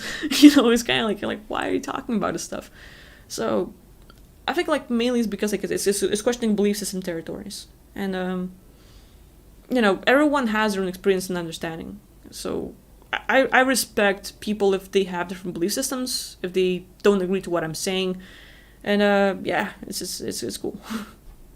And I'm seeing a lot of support here. People are saying, you know, like I'm 45 years old and you have helped me a bunch, and Gary's wrong, awaken youth or her future. Plus there is soul and age experience too. There's a lot to it, yeah. Like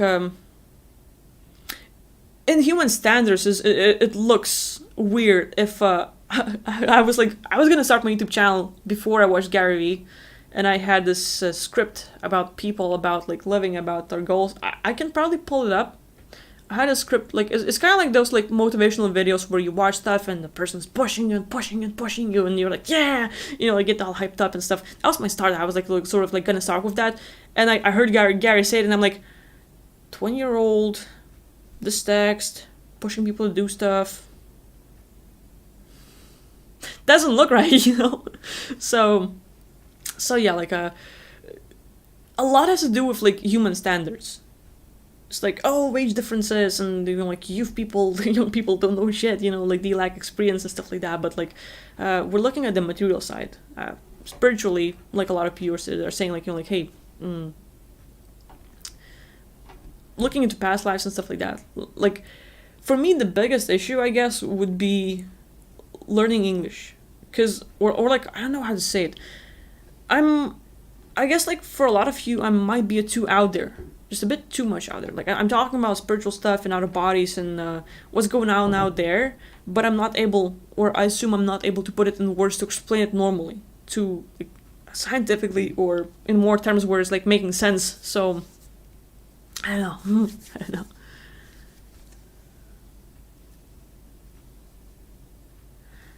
Miss B saying about being a life coach. It's funny because I know some 30, 40, and 50-year-olds who have no common sense, but I have met kindergartners who have amazing insights because of their experiences in the past lives.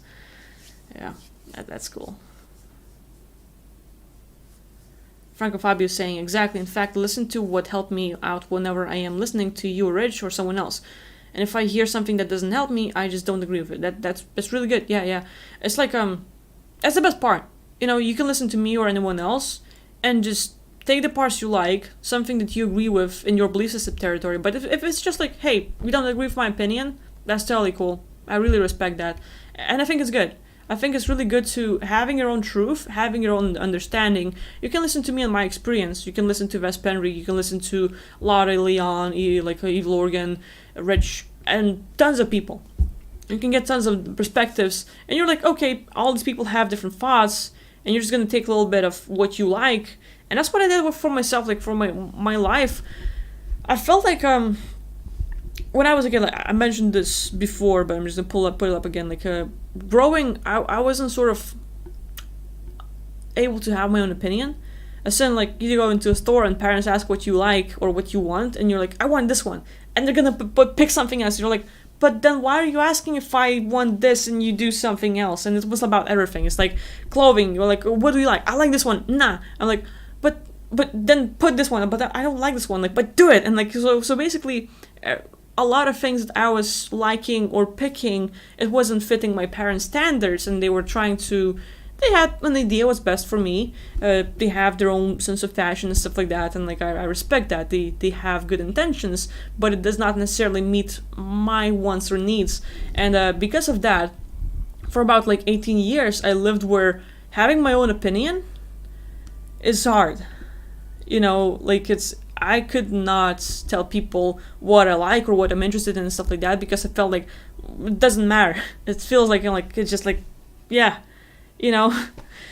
So for me, that thing was hard. And basically, after 18, I had to build myself to the, like, hey, I'm gonna have my own opinion. I have to learn how to say no. I have to learn how to say, I'm not gonna do that. I have to learn how to say, like, hey, I don't like this stuff. I'm gonna do what I wanna do. And building that up, I had to deprogram myself from what I've been going through, like a lot of like hardships, and everyone has them, and I had my own bunch. But we're looking at like, I had a roof over my head, I had plenty of food, I have a good loving family, and other things like that. So this is more like emotional stuff. I'm not in the world where I'm not in Africa. I'm not starving. I'm not like dying from hunger or other things. Like it's not happening, and it's not the real problem. But it was like sort of like enough to affect how I think, what I believe in, and stuff like that. And so like for my 18 years, I wasn't able to say no. I wasn't able to have my own opinion or do what I want to do. So like I had to learn to deprogram myself from I can't have my own opinion. I can't say what I like or don't like. I can't say no. To deprogram myself from all these standards that people had for me, and I was trying to fit in. And for me, the biggest thing was like my brother. When we were kids, we didn't do too well. And then I hate being compared to my brother. Or I used to hate, I should say. I used to hate being compared to my brother because, like, let's say he's tall, he's strong, he's muscled, he's everything. And he goes to school and he gets certain results.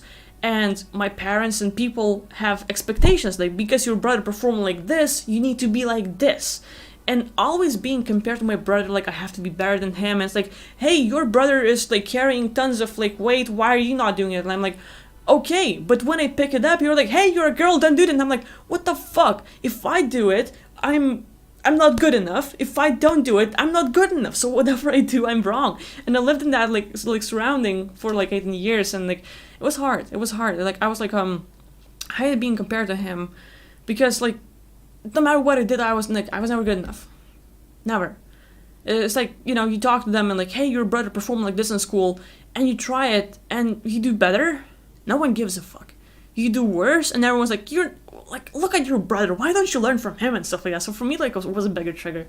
And one of the bigger things I can remember, like, in school, I'm gonna take some exams, and my bro, like, he failed Lithuanian exam, and I was like, well, if he failed, I'm gonna fail. So, like, for 18 years, because of hardcore belief system and, like, sort of, like, constantly, like, fucking with me. Like people from everywhere, like my parents, my grandparents, every relative, everyone in school. If they see my brother do something, they know that I have to be exactly like that. If my brother's dressing up good, I have to be exactly like that and stuff like that. So like I hated that.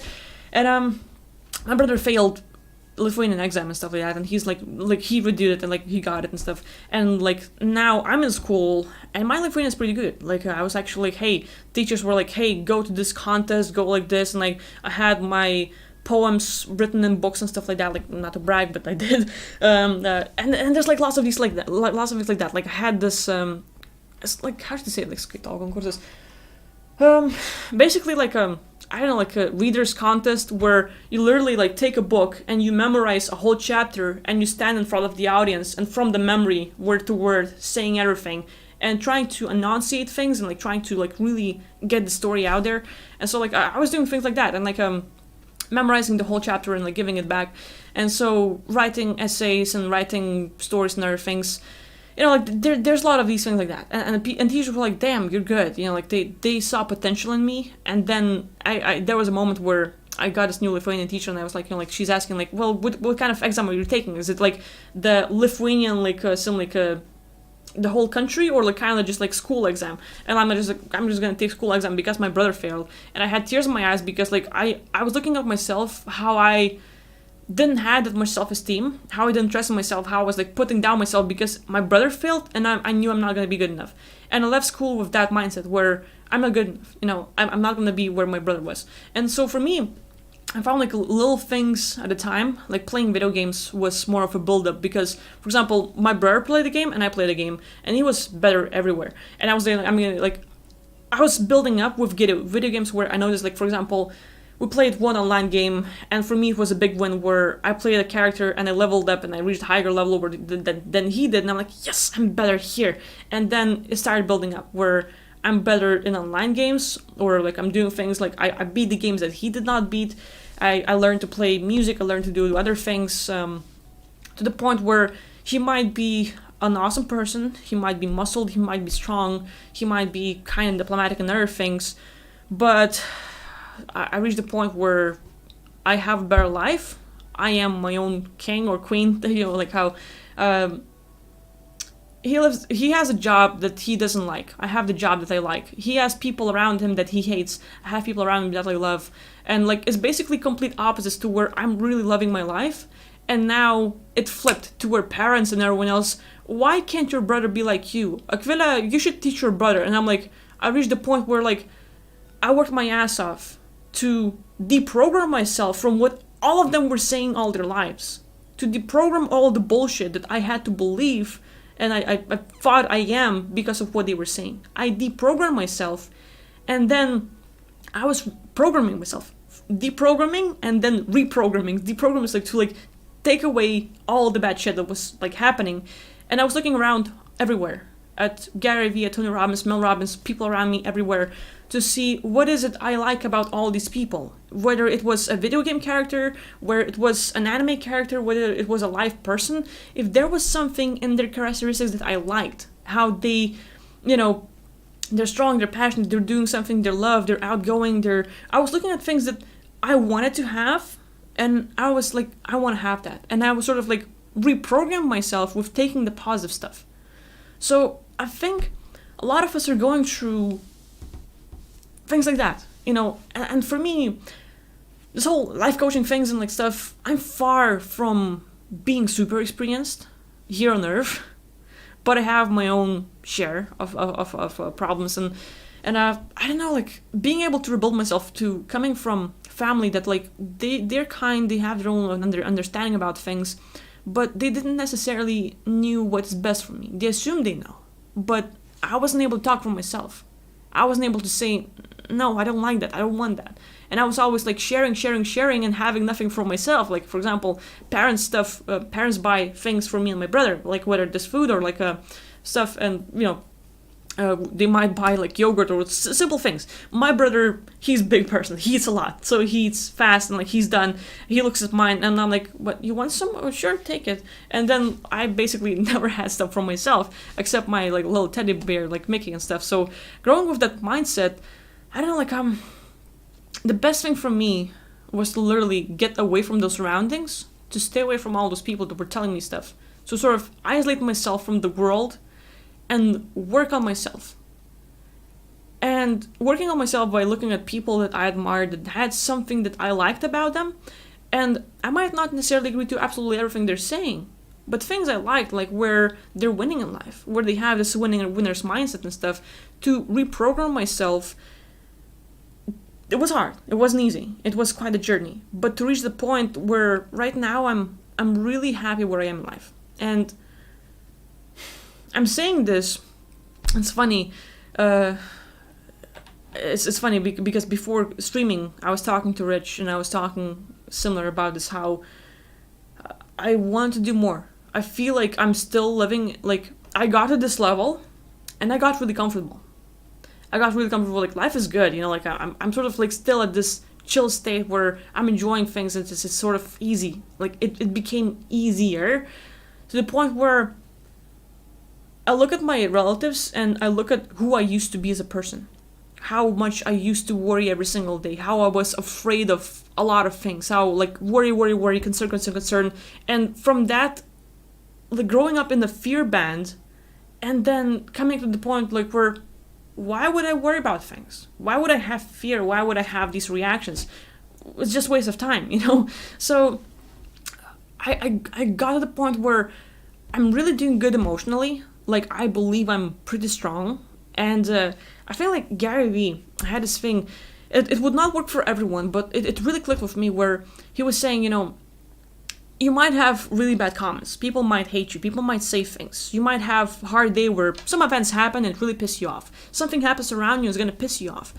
And when that happens, Gary says, reflect on someone you really love, something that's really precious to you, whether it is a person or something that you have, whether it's physical or like spiritual and stuff like that. Focus on that thing, and the most precious thing that you have. Imagine what it would be like if you lost it.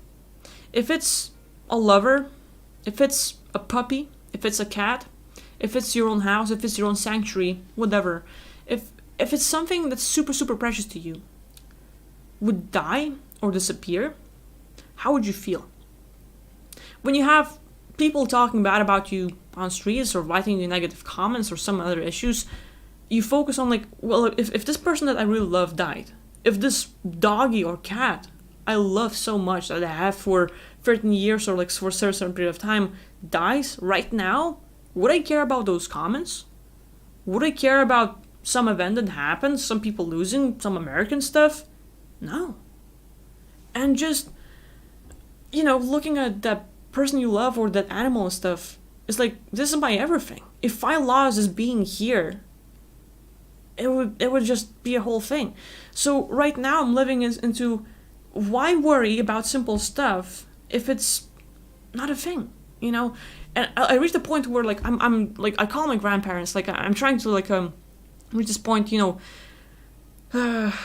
talking to them, connecting to them, like giving them this attention, giving them the time, giving them like time to talk it out and like just like be there for them, right? And I hear my grandparents, specifically my grandmothers, they talk about things and there's so much fear they have about the world, about my parents, about me. It's like my parents go to the cottage house to visit grandparents and they're like doing their own stuff there, and then they're gonna go drive back home to Vilnius, right? So they're going to another city and they're gonna come back the other day, and my parents leave the house, they're gonna drive to Vilnius, and my grandma worries for 2 hours straight so that there would not be a car accident. She's worrying 2 hours straight, focusing on my dad driving a car for 2 hours and focusing on him dying because it might happen. It's not there, but all her focus goes into this negative, and and I'm like talking to them on the phone, and I hear like this whole conversation, and I see where they are in life, how I used to be at the same place, how I used to live in this fear band, worrying about every single thing, comparing myself to my brother, and like trying to be better than him, and eventually it became, stop comparing yourself to others. For me, like I stopped comparing myself to others, and I stopped like trying to become better than someone else, because I set standards for myself. I knew who I am, who I want to be, and where I want to get.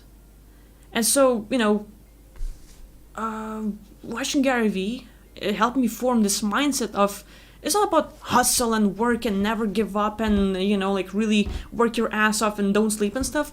It was complete opposite. It was love yourself, do what you want to do, be happy, stop thinking about everyone else, forget the world, focus on yourself, because you are the most important thing, because no one will be there for you.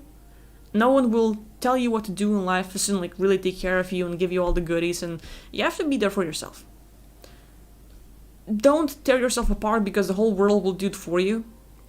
But like specifically in Lithuania, I'm like having been in America at least a little bit, the whole different culture, where people are talking, where they're saying hello and like they're smiling and stuff. It doesn't have to necessarily be like really honest, but you go to a mall and like like people are asking how are you doing and like really getting engaged in conversation, which is amazing. In Lithuania, everyone's closed up. Everyone's like kind of like down to their own business. Don't interrupt their world. Don't talk to them. And I came back from America and I'm sort of like reforming myself with how I'm living, and I'm like I meet random people and like in the apartments, and I'm like going in the same elevator or going to the same stairs and stuff, and I say like like hello to them and stuff like that. They look at me and they like turn away and they ignore me and they go away, like they try not to engage. And there was this one guy, I was going to visit my parents, and I opened like the apartment doors, it's like just going into this corridors before you go to your own apartments, or like let's say yeah, apartment block.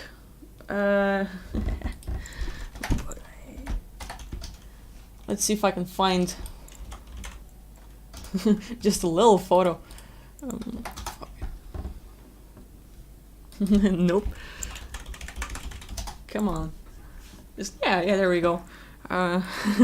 So basically, like this neighborhood is where I'm living, and you can like look like buildings like this, right? Like, well, can we dig it up? Hello, Lithuania. So you can literally like go into apartment like that. So like let's say, can we open it up? Oh, hello, Lithuania, good old days. Anyway, that's the video, guys. But you go to a monolith like that, and there's like tons of these apartments in one block, right? So like I'm trying to explain this thing, and so like I go visit my parents. And on the way to the elevator, there's this guy, and like I say, like, hi, because he's just there, and we're gonna take the elevator, and completely ignored, like he just looks at me and stuff like that, and I'm like whatever. So we go into the elevator, and I'm like, oh, I'm going to the 5th floor because that's where like my parents live and stuff like that, and he just looks at me and clicks the button, and I'm like, okay, like usually people say if it's their floor where they have to go and stuff like that. So like they like he gets out and I get out, same floor. My parents' doors, his doors, right next to it, and I'm like, have a nice day, like not a single word back, just looking at me, and trying to say like that in Lithuanian, in Russian, in English, not a single reflection back, not a single word, and being completely ignored. And I'm like, okay, but that's kind of like a lot of Lithuanians are like that. It's weird, like not all of them, but like right now I'm like trying to socialize with people, which is completely different. So, and they're all different, So like, I noticed that like you have to be, like say you're saying, love yourself first, exactly. Since relying on others usually ends up in disappointment, anyways. Sad to say, but that's truth, exactly. So like, I noticed that like I'm in a good mood. I'm taking care of myself. I have my own standards. I reprogram myself with everything I was admiring about others, and just sort of like putting, let's say, I'm seeing that is here, and I just like have like this anime list, and I'm just like, so for example, like there's a place where you can have tons of characters you like, and from every character I like, I take something. For example, let's share. So basically, Portugal's DAs, like so you see tons of these characters, and Aizen, Akane, and Akemi, like so you see like all these people from anime, right? And I look at these people, I see something I like about them. Their character, their strength, their happiness. What is it that I like about them? I take that personality and I try to put it in myself. Where, oh, that person is outgoing. Oh, that person loves themselves. Oh, that person is strong. And like certain people, I'm just taking it all and like trying to work on myself. So, I don't know, like, the whole world is hard to connect to. And loving yourself is really important. Taking care of yourself first, being kind to yourself, is such an important thing. So, I don't know, like, for me, it's a big deal. For me, like, taking care of myself is a big deal. And, like, what I've been through, I think a lot of people have gone through the same stuff, maybe more. I think a whole lot more. Like, when I work with people, I can compare what they're going through and what can I do to help them, or what can I do, like, to connect with them more and stuff like that. So, like, I hear your story, I hear what you're all about, and I see, like, where I am and how grateful I should be for what I have, for not having a lot of these issues, for all these things. So, like, gratefulness, sort of like appreciating the present time, and that's where, like, I came, like, where I don't want much in life. I don't want to have big old mansion and tons of cars and all the things and tons of clothing and stuff like that. Like, man, I was wearing this shirt for years and years and years. Like, I don't know, like 7 years or so. Why would I want another shirt? Like if I see, like, for example, like a good discount at the flea market or something, like, hey, $2 for a shirt, yeah, let's go. But that might be like once in a few months if I'm lucky, So I'm still like, I'm like, hey, got like money, so let's go spend it all. It's like, nah. For me, like, it's not a thing. So, like, I'm not much of a spender or something. Like, I'm more into my spiritual self. So I don't know. I'm talking a lot, but I guess the main point of this whole topic is that a lot of us is going through a whole lot. You have your own share of problems and stuff, and I think it takes a lot to deprogram yourself from what the whole world was sort of projecting onto you, for how you are, how you're doing, how you're living, how you should be. And it's okay if your point of view, if your beliefs don't meet others. You're not living for them. You're not living for someone else. You're not trying to, like, people are like, like, hey, go to college, do this and this and this, and you don't feel like it. And it's okay to not do what others want you to do. Like, for me, it was a big thing to understand that, hey, it's okay if I don't want to do what my parents want me to do.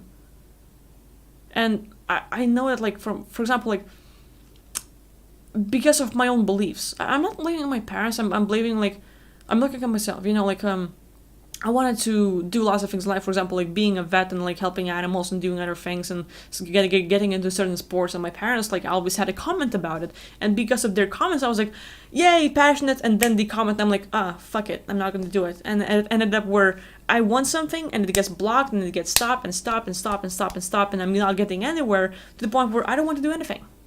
Like, fuck life, So the point where, like, you're like, what's the point in this, So being able to say, like, it's okay to not want to do anything your parents want you to do. If they want me to be the dentist, if they want me to enter college, if they want me to go to the university, to have certain results, to have them to show diplomas, and like, hey, I'm special in life, look what I got. And, like, I was able to get through it. Like, I was able to, like, allow myself, like, hey, it's not about your parents, it's not about people around you, it's about yourself, it's about doing what you want to do. And for me, like, that was the biggest thing, where because of Gary Vee and a few other people that were supporting me, like, I'm just giving Gary a lot of credit, because I feel like he's that, like, person that became, like, my wall. Like, whatever he's doing in life, he said, like, like, hey, if people are saying stuff to you, send them to me. Like, I'll be your reason to do whatever you want to do, live your dream life, and if anyone says otherwise, send them to me. And I was like, wow, I actually have someone there helping me and all. And I felt like, like, he was my wall, and I have this massive reason to do my own thing, do what I want to do, and go for it. So, I don't know, like, I'm excited about it. Excited to set myself new standards, like, working out and do other things. But at the same time, I want to do more than that. I want to put a lot of time into taking care of others, because, like, I've gone through my own share of problems, and a lot of you are going through it as well. So I want to do it for you as well.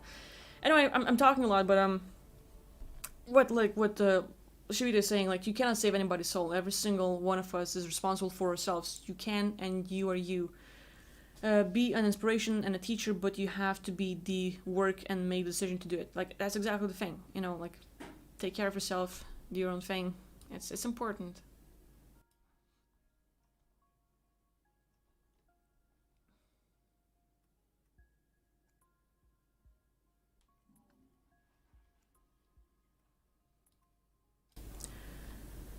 So yeah, that's my story. I guess I just like I don't know, like reflecting on it more and setting myself new standards. I think it's a big deal.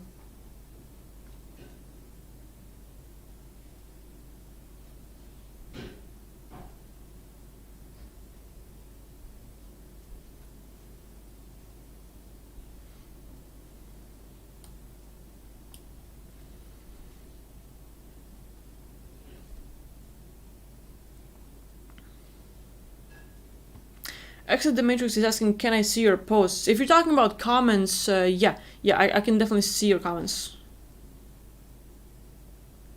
Darius is asking, souls, new ones come out, or is it just like how it is, and who or how they are created? So, like regarding souls, think of consciousness, simply point of view that can experience things, focus on things, and become something.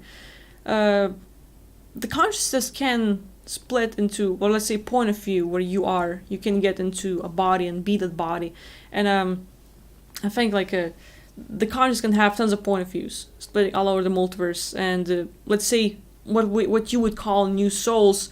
There can be new souls made all the time because it's basically your other aspect or like some new aspect created at any point in time. So there's definitely lots of beings out there, but at the same time, it's like it all originates from one point of view, one consciousness. It's just it is one consciousness, and it's part of the splitting and creation and coming together and stuff like that.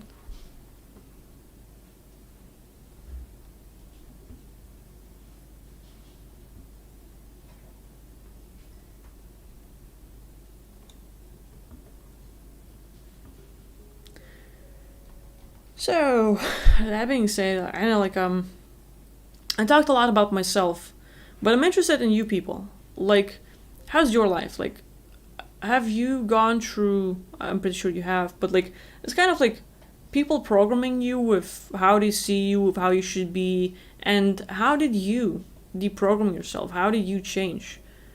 You know.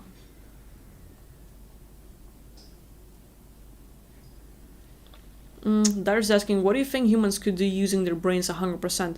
So, like, I think like we're using like 30, 40%, more than that. Like, science says like specific number, but it's more than that.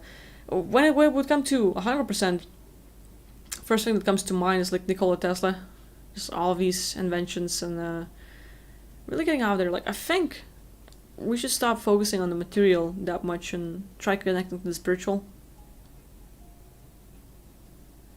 But I don't know, like when it comes to like using our brains 100%, it's a bit scary because then you see like these psychopaths who don't really have the like moral codes and they just do whatever they please, and they can be like really intelligent, they can be charming, and at the same time they can fuck up humanity so bad.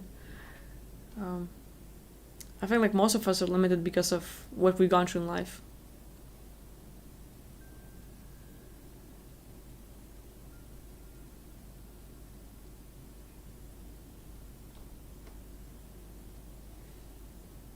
And again, like I'm focusing on this thing, like what do you think would happen if like people could use their brains to 100%? And I think it's really important to understand it's not just the brain but the body. Like I think about like Wim Hof, how he's able to use the breathing to control his body to kill the virus in the system, to control the heat and how he is, and yeah, if we use our hunger, if we use our brain 100%, we all go to body. That's pretty much the thing. Yeah, yeah. Like, it's amazing what people can do.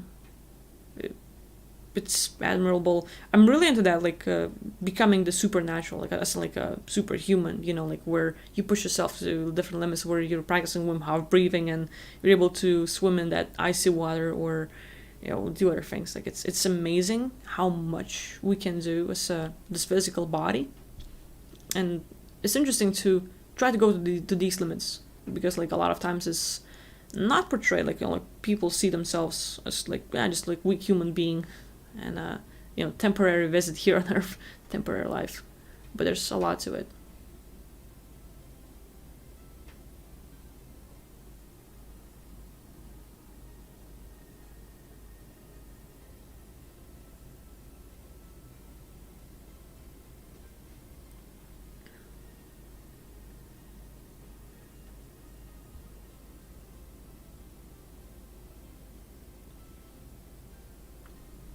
Seth was saying, I've been around negative, overly emotional people all my life. I just try to go inside and work on myself. That's the way to do it.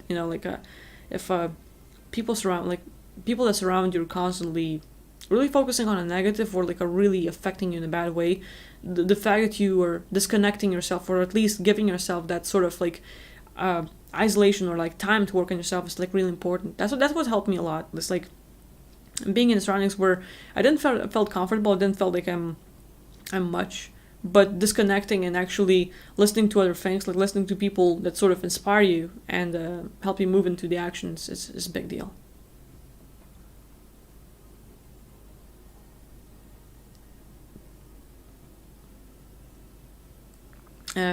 Anthony Jones is saying a good thing. Play whatever role you want to see human. It does not affect the energetic level. No consequences.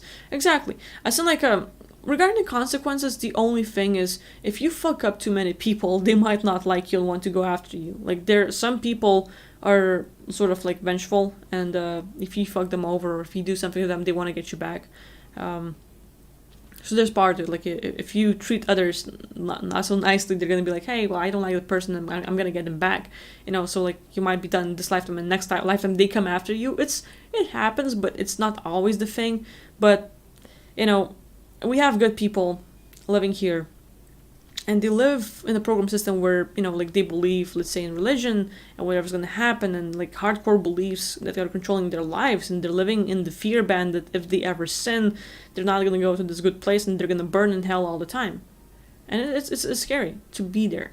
And I think like it's important to get out of this belief system, and then there's people, we have psychopaths who are like into killing and torturing others and stuff like that. No remorse, no morals. It's just like, yeah, okay, I did it, done now, and they die and they're free. It's not like they're not gonna feel bad about it.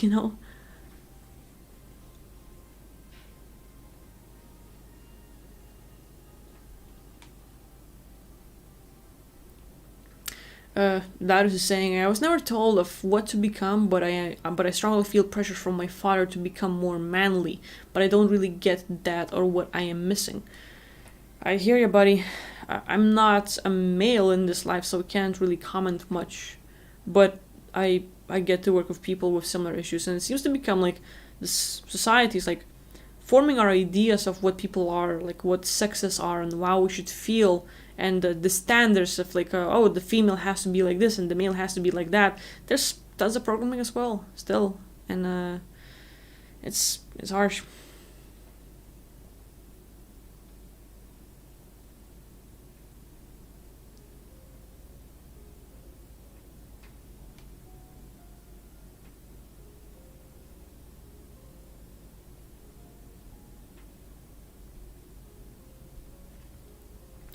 So Gyojavia is saying, my way to unlearn something old is to learn something new or old. If it's real, it pushes away the old. Old is new is old, new lies, old memories, remember, pretty much.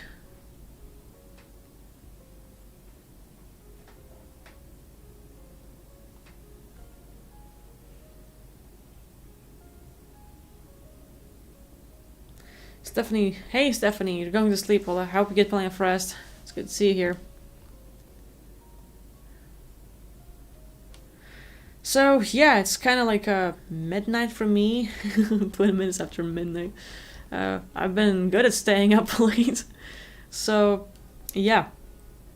Hey people, I've missed probably a lot of questions, so I'm not sure if you want me to answer more questions, or should we just wrap it up for today and I should give you more time for tomorrow and all that, like we can do streaming tomorrow. But I don't know. I don't know if I should wrap it up or not. I'm just saying. I guess like I'll mention. Some of you might have watched Markiplier and Ethan. They had his channel Unus Honest. They deleted it yesterday. It's amazing. I really I don't know. Like I just want to mention it. I haven't watched a lot of their videos, but just a few I saw. It's sort of like giving me the point of view of like again like lifting my standards to where I know where I am in life.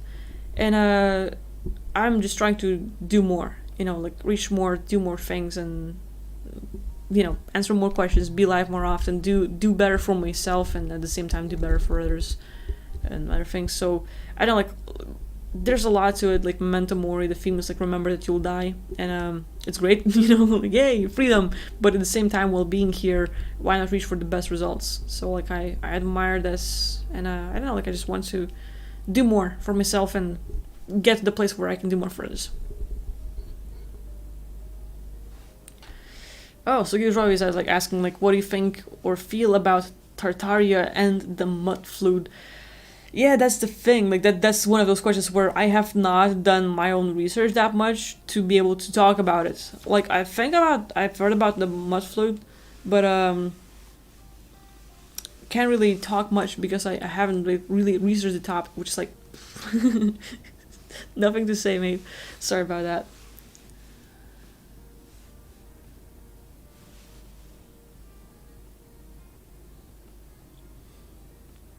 Eddie's saying there's a full moon tonight. Good, good, good.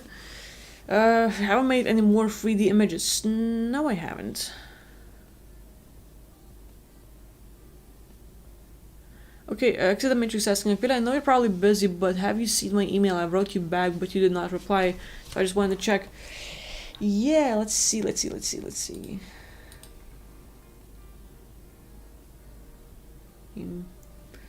the Matrix.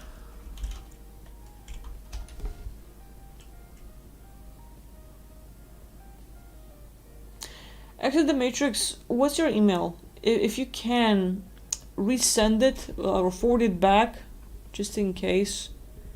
Because I'm not sure if I have it. Or I might have it, but it's not there. Am I tired? Actually, no. I mean, like, it's a funny story. I ate around 5 p.m. Like, I had a sandwich. And then I went to visit my cat and just like pet him and all this stuff. And I took a little nap like for an hour. So my sleep patterns like changed up a lot to where I go to sleep at 3 a.m., 5 a.m. and I wake up at like 10 a.m. So like 5 hours, 6 hours of sleep and just keep on going. Really depends, but yeah, like I'm not feeling tired yet. I'm feeling like I don't know. I want to be productive. That's the thing, and I don't know like if I should do more sessions right now or if I should answer more questions and how to give you more value and all this stuff. It's a thing.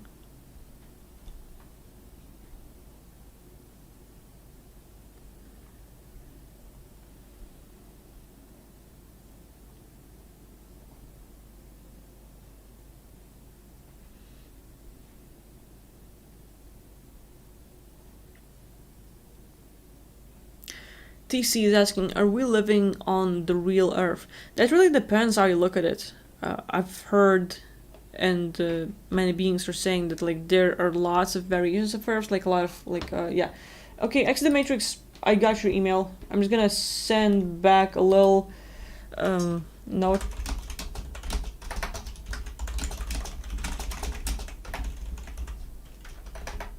Yeah. I'm gonna send you a little reply so that you would know I got it, and I'm gonna mark it to get back to you as well. Yeah, thank you for writing back. But coming back to the are we living on the real Earth? Yeah, like I say, like you know, like there's a lot of beings saying different stories. Like there's like 40, 50 variations of Earth, but then there's like tons of parallel realities. So which one do you think is the real deal? You know, like what kind of standard for the real are you hoping? You know, there's a lot to say. I can't really say that we're living on the real one, but it seems like more kind of like more fucked up version, more controlled. Do you watch Rick and Morty? No, not yet. I've heard like a few people mention that it's really good, but I have not seen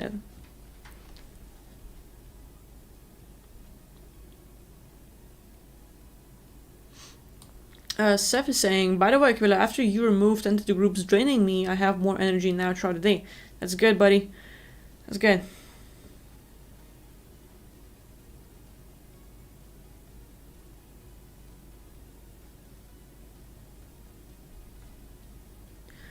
Starseed is asking, like, what's with all the people being pushed away from you? I'm noticing it's more of a thing. Where a lot of people are getting this, I don't know, like disconnection. Like being disconnected or getting ignored. It's a big deal. And huh. We could look into like more of spiritual aspects. Like there are beings trying to block our abilities to communicate, and like sort of like cut the comms, cut the communication, like cut the two-way comms. It's more like a one-way. You're trying to reach out to others, but like nothing's coming back. It's totally happening. But I feel like there's something more sinister than that, or I'm assuming there is. Really depends, because a lot of people are going through it right now. A lot. Like you're trying to talk to someone and nothing's going on. You don't get anything back. Something to really look into. Like that'd be like, I feel like it's not just like one person's subject, but it's more like just like as humanity, like just like address the whole Earth with this whole thing.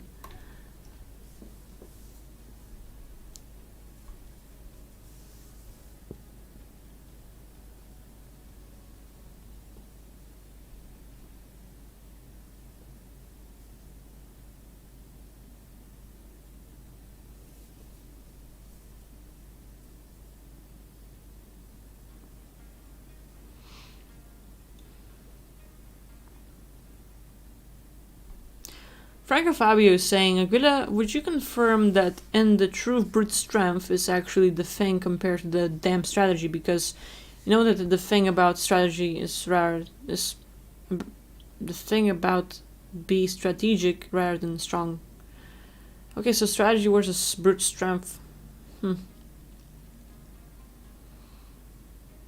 I would say yeah. Like when you go to body, you can have tons of spaceships out there, and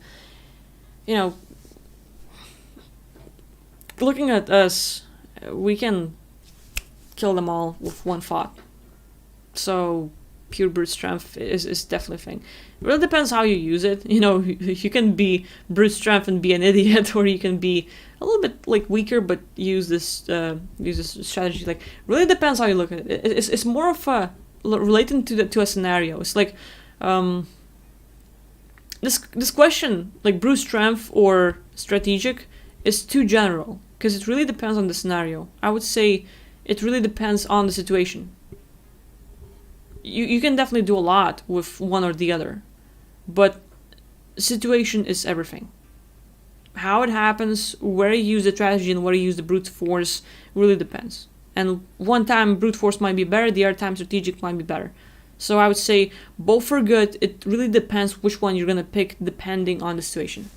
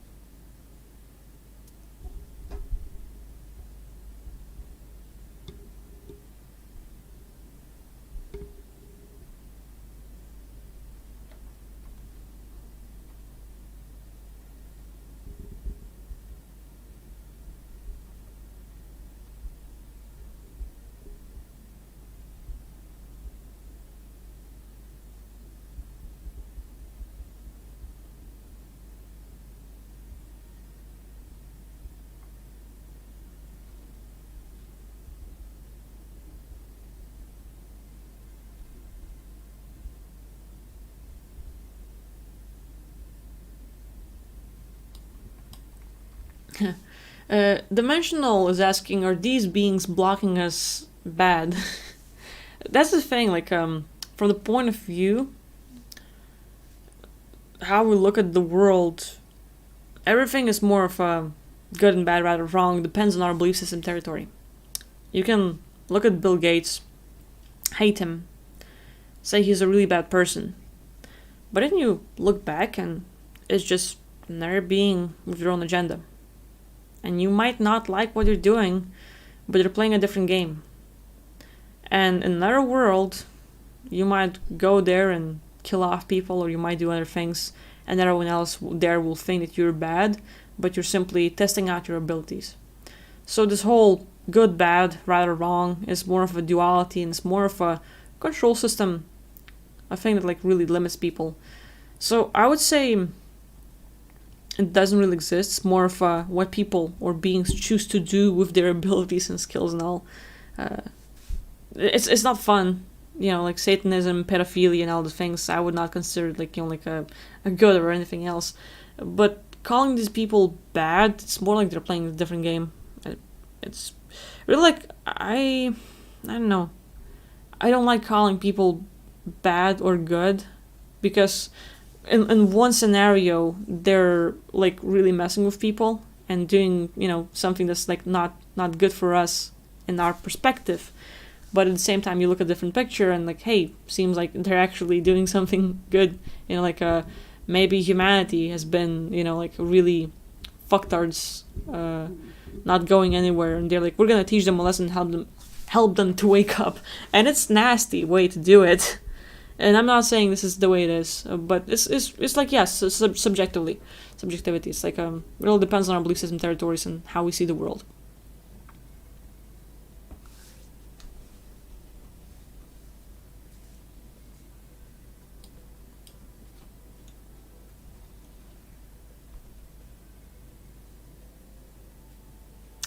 Lashivia is saying, have you ever received an information that was too intense to share, and do you hold back telling it all you see?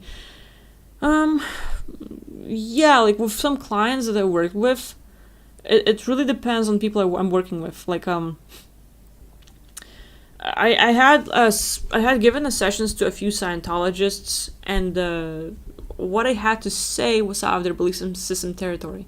So eventually, like, I'm seeing a whole lot. I'm seeing details, and I can spend half an hour describing things detail to detail, and they're like, nah, just out of my belief system territory. And, I can share all the stuff, and it can be intense, and eventually you see, like, there's no use to it. You're like, it doesn't matter what you say, they're not gonna go for it. So, like, I had a few people that sort of, like, because of the way they reacted to what I was saying, I decided that, like, just no use going deep into telling them all this stuff. It wasn't because it was too intense, it was because of how they saw things, and I decided to hold back. Usually, whatever I find in the multiverse, let's say in videos, I try to share it all. There's a lot of times where I have like a lot of information, like every night when I'm getting out of body, I'm seeing something, like I'm getting into these wars and other places, and there's a lot of things to find out, and I want to make more videos, but I'm not doing it. And here's another thing, here's another fuck up. So I made this video regarding Trump, and it was the best video of my whole channel in 2 years. It got like, I don't know, 5,000, 6,000 views. I've never done that before. I'm like, damn, feels good. But at the same time with that, it's like, it reminds me of what Gary Vee's saying. It's like, some people are not gonna get rich or get big because deep inside they are afraid to succeed. And I believe that I sort of have that. Deep inside I'm sort of afraid to get big here on Earth. Because like right now, damn, there's like 1,060 emails unanswered in my inbox. And I don't feel bad about it, but I just see how I have so much potential to get back to people to do stuff, and I'm not doing it. Like I decided to, let's say, live stream instead of answering the emails. I decided to do something instead of, getting back to people now. And the biggest thing for me is like my YouTube compared to others is still relatively small. For me, it's freaking big. If I see like, damn, 2,000 people, this is really good. And I think like after I made Trump's video, I got 100 subscribers. That was crazy. But with the same thing, with that, like, I'm trying not to care about numbers. Like, like likes, views, subscribers, like, I don't pay attention. But this thing sort of like, I think like deep within sort of affected me, where I feel like part of me wants to do good, like it wants to go for like, hey, I can reach out to more people, I can do more. And at the same time, I feel like because of that, I feel like I'm not gonna be good enough. I'm not gonna overtop that. And there's a deep issue with Finn where, like trying to be better than I did before, which is not always gonna be the same results. Not always gonna be good. It's like not all videos are gonna be great. I doubt if my videos are actually good. Like it's far from that. Chloe is asking like how many views I have. I'm gonna tell you like it's a lot. Like for me, it's a whole freaking lot. Like as you know, I don't know. Like you watch people like Mr. Beast, Markiplier, and stuff like that. Yeah. So the video made about Trump has 6,000 views, 6,464 views. At least that's what it says on my analytics. It might have more, it might have less, but that's what I'm seeing in that. Anyway, having that, I feel like I have to overtop myself, and because of that, with the new audience, I feel responsibility to do better content. And here I am going into the new issues of like, oh shit, like I need to become better, I need to do more, or new people will not like my content about spirituality, and people who about spirituality will not like my content about politics. And here I am trying to please others. And because of that, because of my beliefs or looks into it, I see this humanly into like, oh, I'm not doing anything is more simple.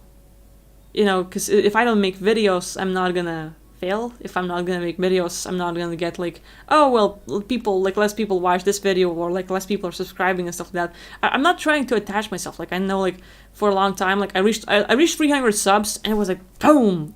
For me, like I was like, yeah, I reached my goals and everything was done. And that was like, perfect, you know. But I know it's like this new video sort of like gave me a new standard, or it's not a new standard, so it's more like I did good, and I don't want more than that, but I guess deep inside I do. And because of that, I feel like I'm not gonna make more videos about it and stuff. So, you know, weird. It's not weird. Like I'm just like dealing with myself, but I'm noticing like I can do much more, and I'm not doing it because of like it's probably like also like fears, doubts, concerns. It's deep something I'm not really looking at because it's not my priority. But at the same time, I'm noticing like I could do much more. I could make more videos. Like the streams we're doing, I could just stop this. I mean, like download one of my streams and cut into 10, 20 videos, just Q&A. Read the question and do the answer, and that would be the video. 5 minutes, 3 minutes, 10 minutes, 15 minutes, like however long I end up talking. And it's not quality content, but it's one topic and it's like 10 videos out of one stream. Easy enough. But I'm not doing it, you know.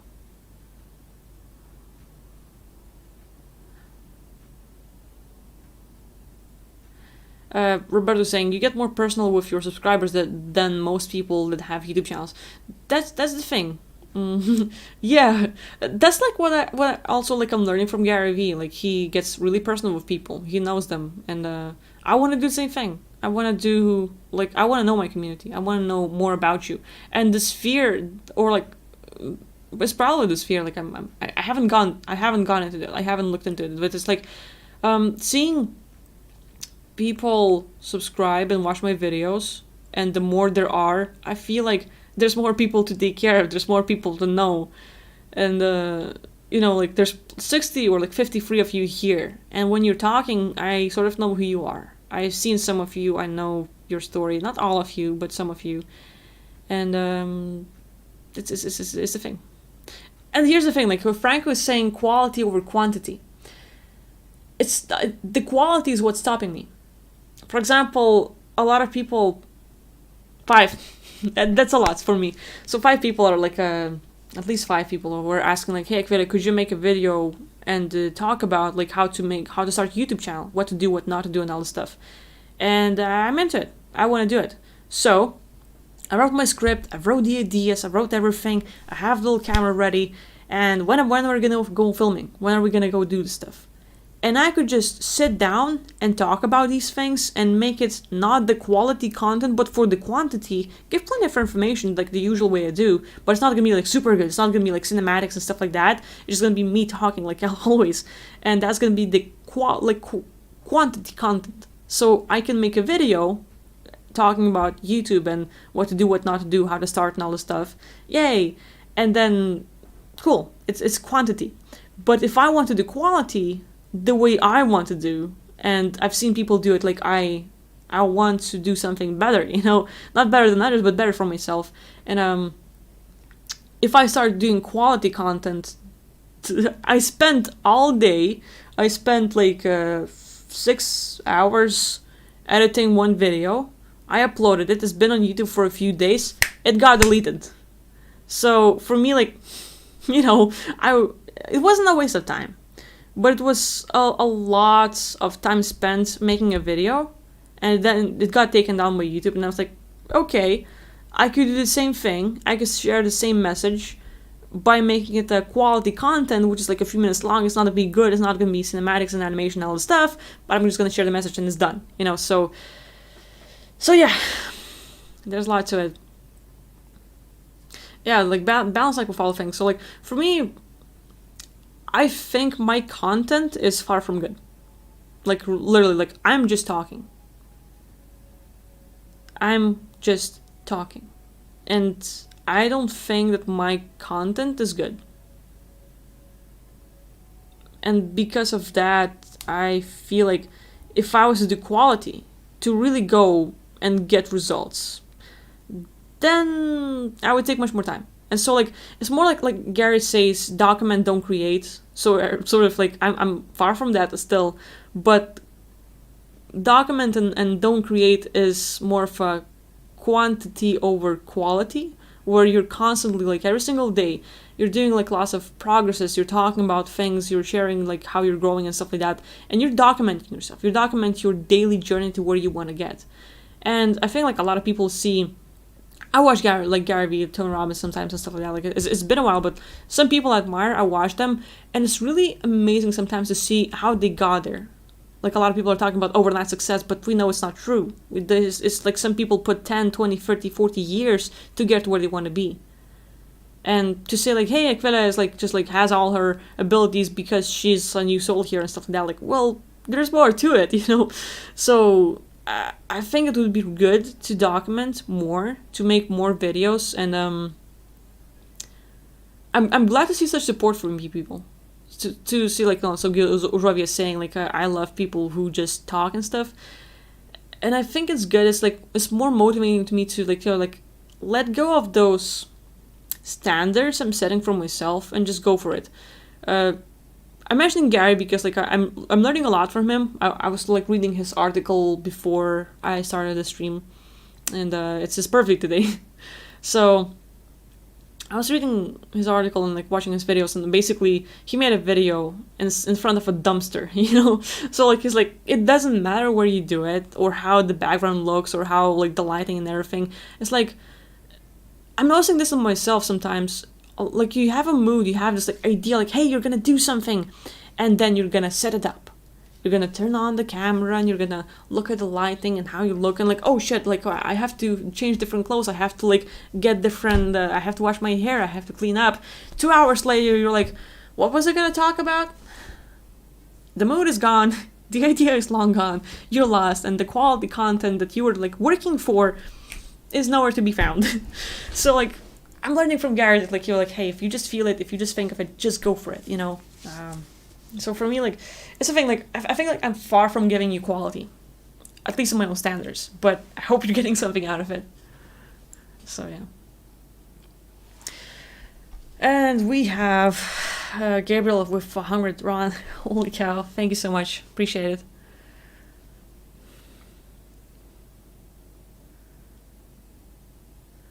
So Gil Ravi is saying, Aquila, what are your thoughts about on that something big should happen worldwide anytime soon, not caused by humans, any news in the astrals? Here's the thing, I have not done that much research, but from what I'm seeing so far, with let's say things that are going on in the world, like physically, like I'm gonna touch the physical level first and then go into the astral and stuff. On the physical level, there's a lot of stuff going on politically in America, specifically with this massive voting fraud and Trump fighting back, and there's a lot of stuff going on. I cannot confirm that any of it is true. I cannot confirm that like I have good sources and stuff. I'm just seeing stuff online, and I get this like, oh, well, it might be a thing. Might. I cannot say it's true or it's a real deal. But from what I see and stuff, it seems like, you know, like Trump will get the office back because there's a lot of recounts and they're counting legal votes. We're saying that there's a lot of illegal votes, there's a lot of dead people voting and other stuff going on. So if it happens to be the case where the Trump takes back the office and his team exposes what's going on with the fraud and the people involved and stuff like that, it would be cool if the world, yeah, America has a spotlight right now, exactly. And that's a part where everyone focuses on America right now, but no one's looking where something's going on elsewhere. You know, like it's always saying like when the spotlight is on something, you have to look behind the scenes, like what's going on, what do they want you to not look at and stuff. It's always important. And again, it's not about Trump or Biden. It's not about like, oh, we have a savior or something else. Like it's far from that. Both of them are guilty. Like Biden is a big pedophile, but Trump is also involved with the Jeffrey Epstein. We have to remember the facts and stuff like that. And you know, I'm not saying either of them are good, but it seems like Trump and his team are at least gonna at least we hope that they're gonna expose some of the information. If it happens, if it would be worldwide exposure, where they share what's going on in the world with the voting fraud, with you know, like how mainstream media is controlling the point of views and stuff like that, it would be cool.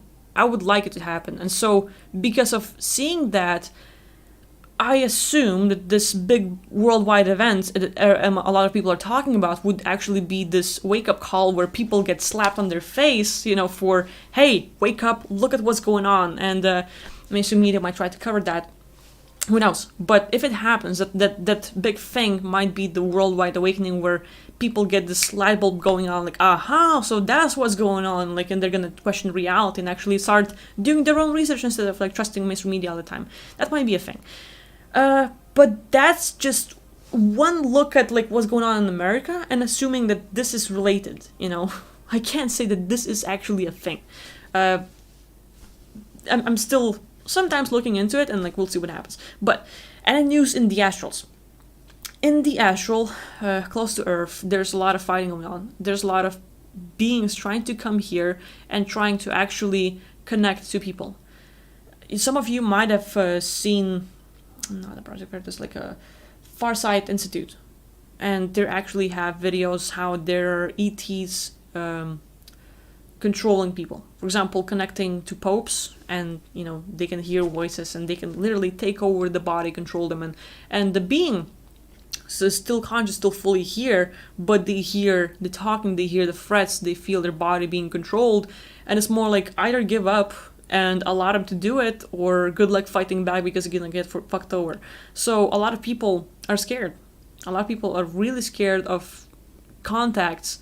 They see that like, or like they sense that pure evil, and it's a big deal. It's a big deal by, how should I say it?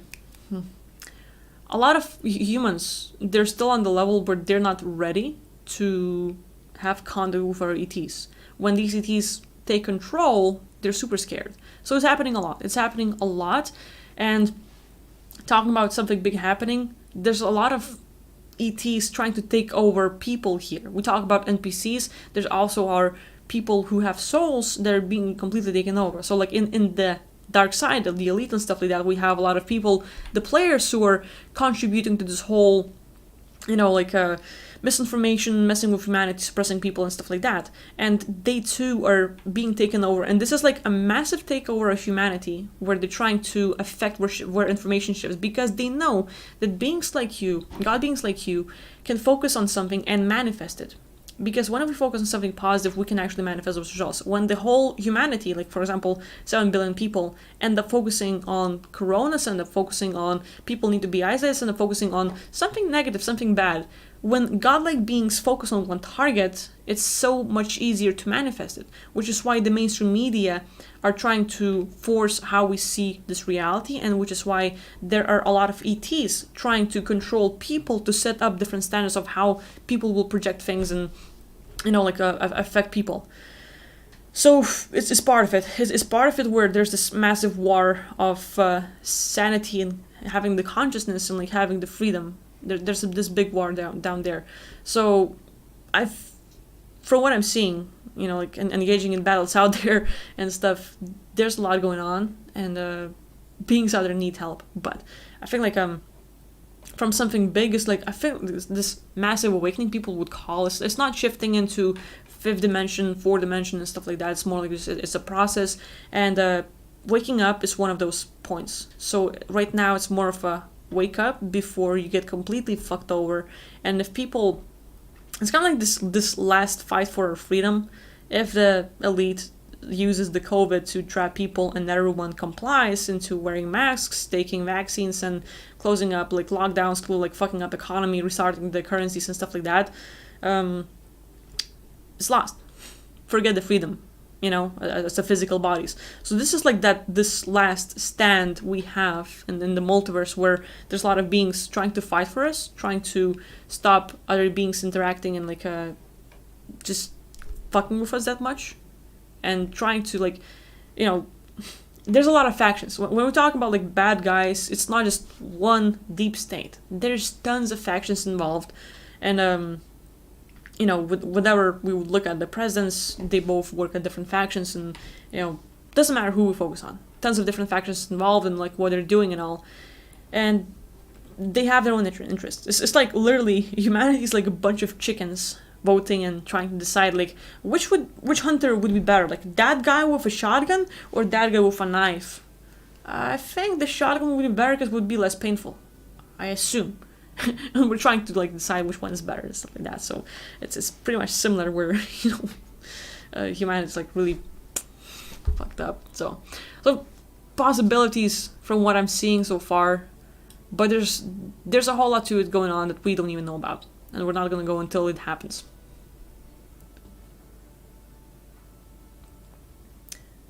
Hey, Yuri, thank you for the donation. Really appreciate it. Mass Effect Remaster coming up spring 2021, if we want to make it. Hey, Mass Effect Remaster, huh? Sounds good. Let's see.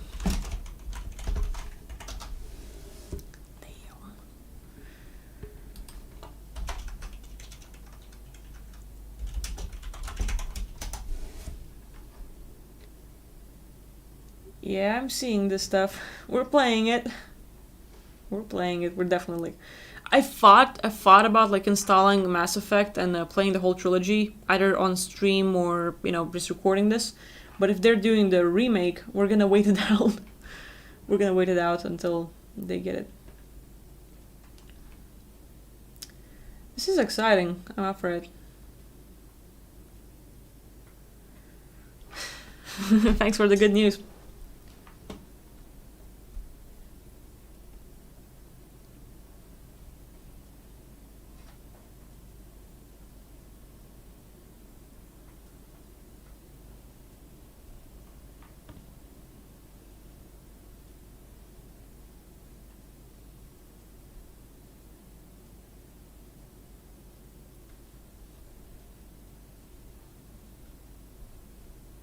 So, I don't know, like let's see. Is it the thing?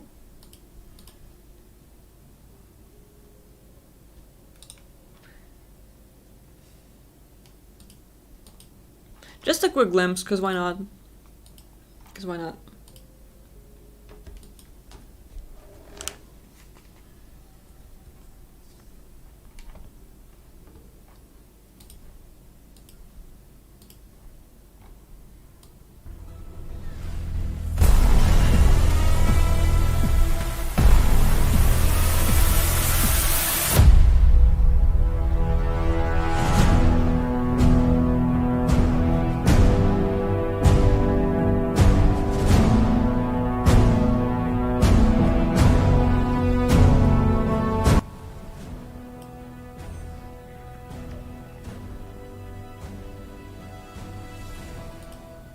Man, the soundtracks. So, yeah, I'm looking forward to it. Like, the Mass Effect is amazing because part of it, like, had the scientific team, like, trying to explain the science and, like, really work with the cool stuff, but at the same time, a lot of ETs out there that you see in the video game are actually real. And that's the cool part. And I think, like, people creating Mass Effect, if they're creating another game, another Mass Effect, it would be cool if they listen to those who are doing remote viewing or those who get out of body and the description of new races to add more life out there would be cool. Because like I feel like in the Mass Effect Andromeda they just added a few more, and it wasn't much. And there's so many beings out there in Multiverse, so many things to create, their lore, just to make it big and fascinating. Like I'm really looking forward to it, because Mass Effect has a lot of good self-disclosure. Mass Effect has really good story, lots of self-disclosure story. Like man, the ETs out there, the beings, it's so cool. So Seth is saying, once I'm in out-of-body experience, I'm visiting Skyrim. Hell yeah, mate. Skyrim is good. User Fusroda, huh?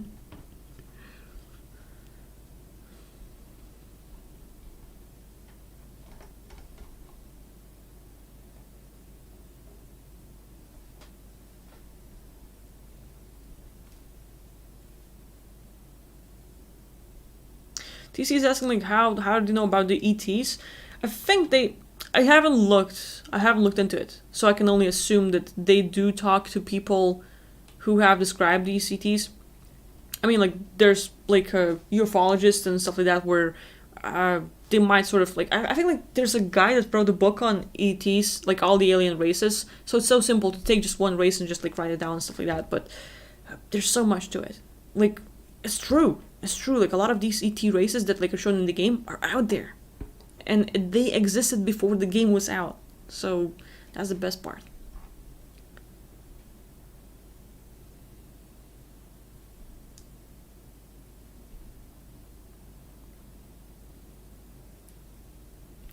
The other shop is saying, now I don't see death as a bad thing. After that, you get free and better. So I kind of became emotionless. I don't know if it's good or bad, because it makes me not worry of my own or other deaths.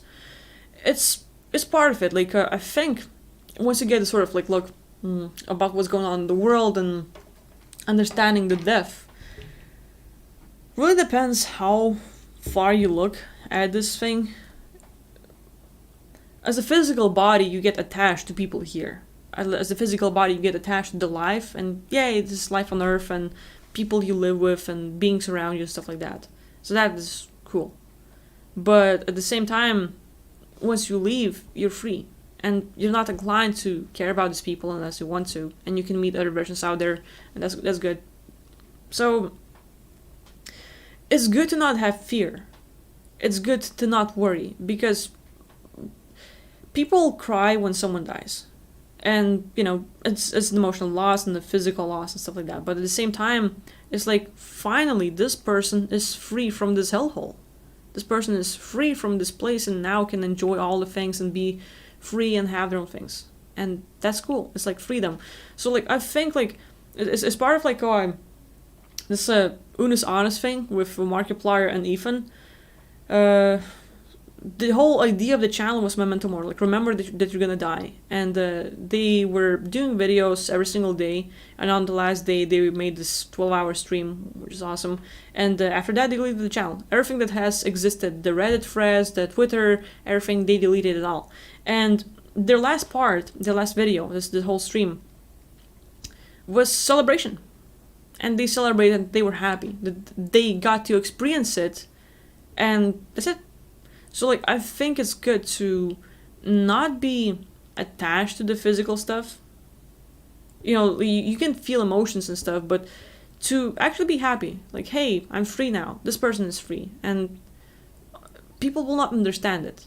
People will say, like, hey, well, how come you're happy? Like, you're not happy. It's like, hey, you know, they're free now. It's good for them. Marcel is asking, but the person is really free, or is it like reincarnation cycle? Yeah, that's the thing. It really depends on what happens once they are free, where they go.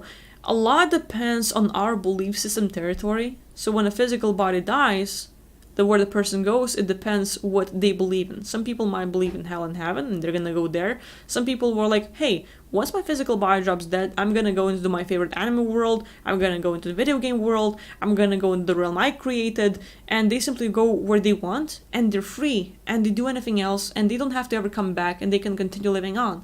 And they can gain more memories, they can remember their passives, they can get more information, and just build up from there. So it's really good. At the same time, people who die might actually go to the white light, which is a trap, and gets us reincarnated back, or like fucks us up even more. They can get into soul traps, they can get into the, like meeting beings who are actually pretending to be good, but they're actually there to deceive you. So it really depend on our experiences there. And, like the more we know about how the multiverse works and what kind of traps to expect, what kind of things to expect when they get there, we're like, okay, I'm aware of these things, and I'll make sure I don't encounter them. So, like, I've said, like, I said it in, like, last live stream, but I'm gonna pull it up again, just to refresh the memories and, I don't know, like, make it more of a point.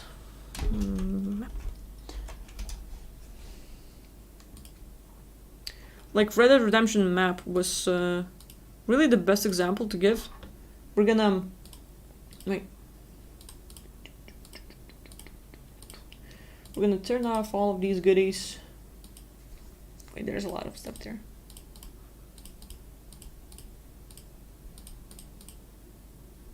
What else? I'm not seeing how to turn off everything fast.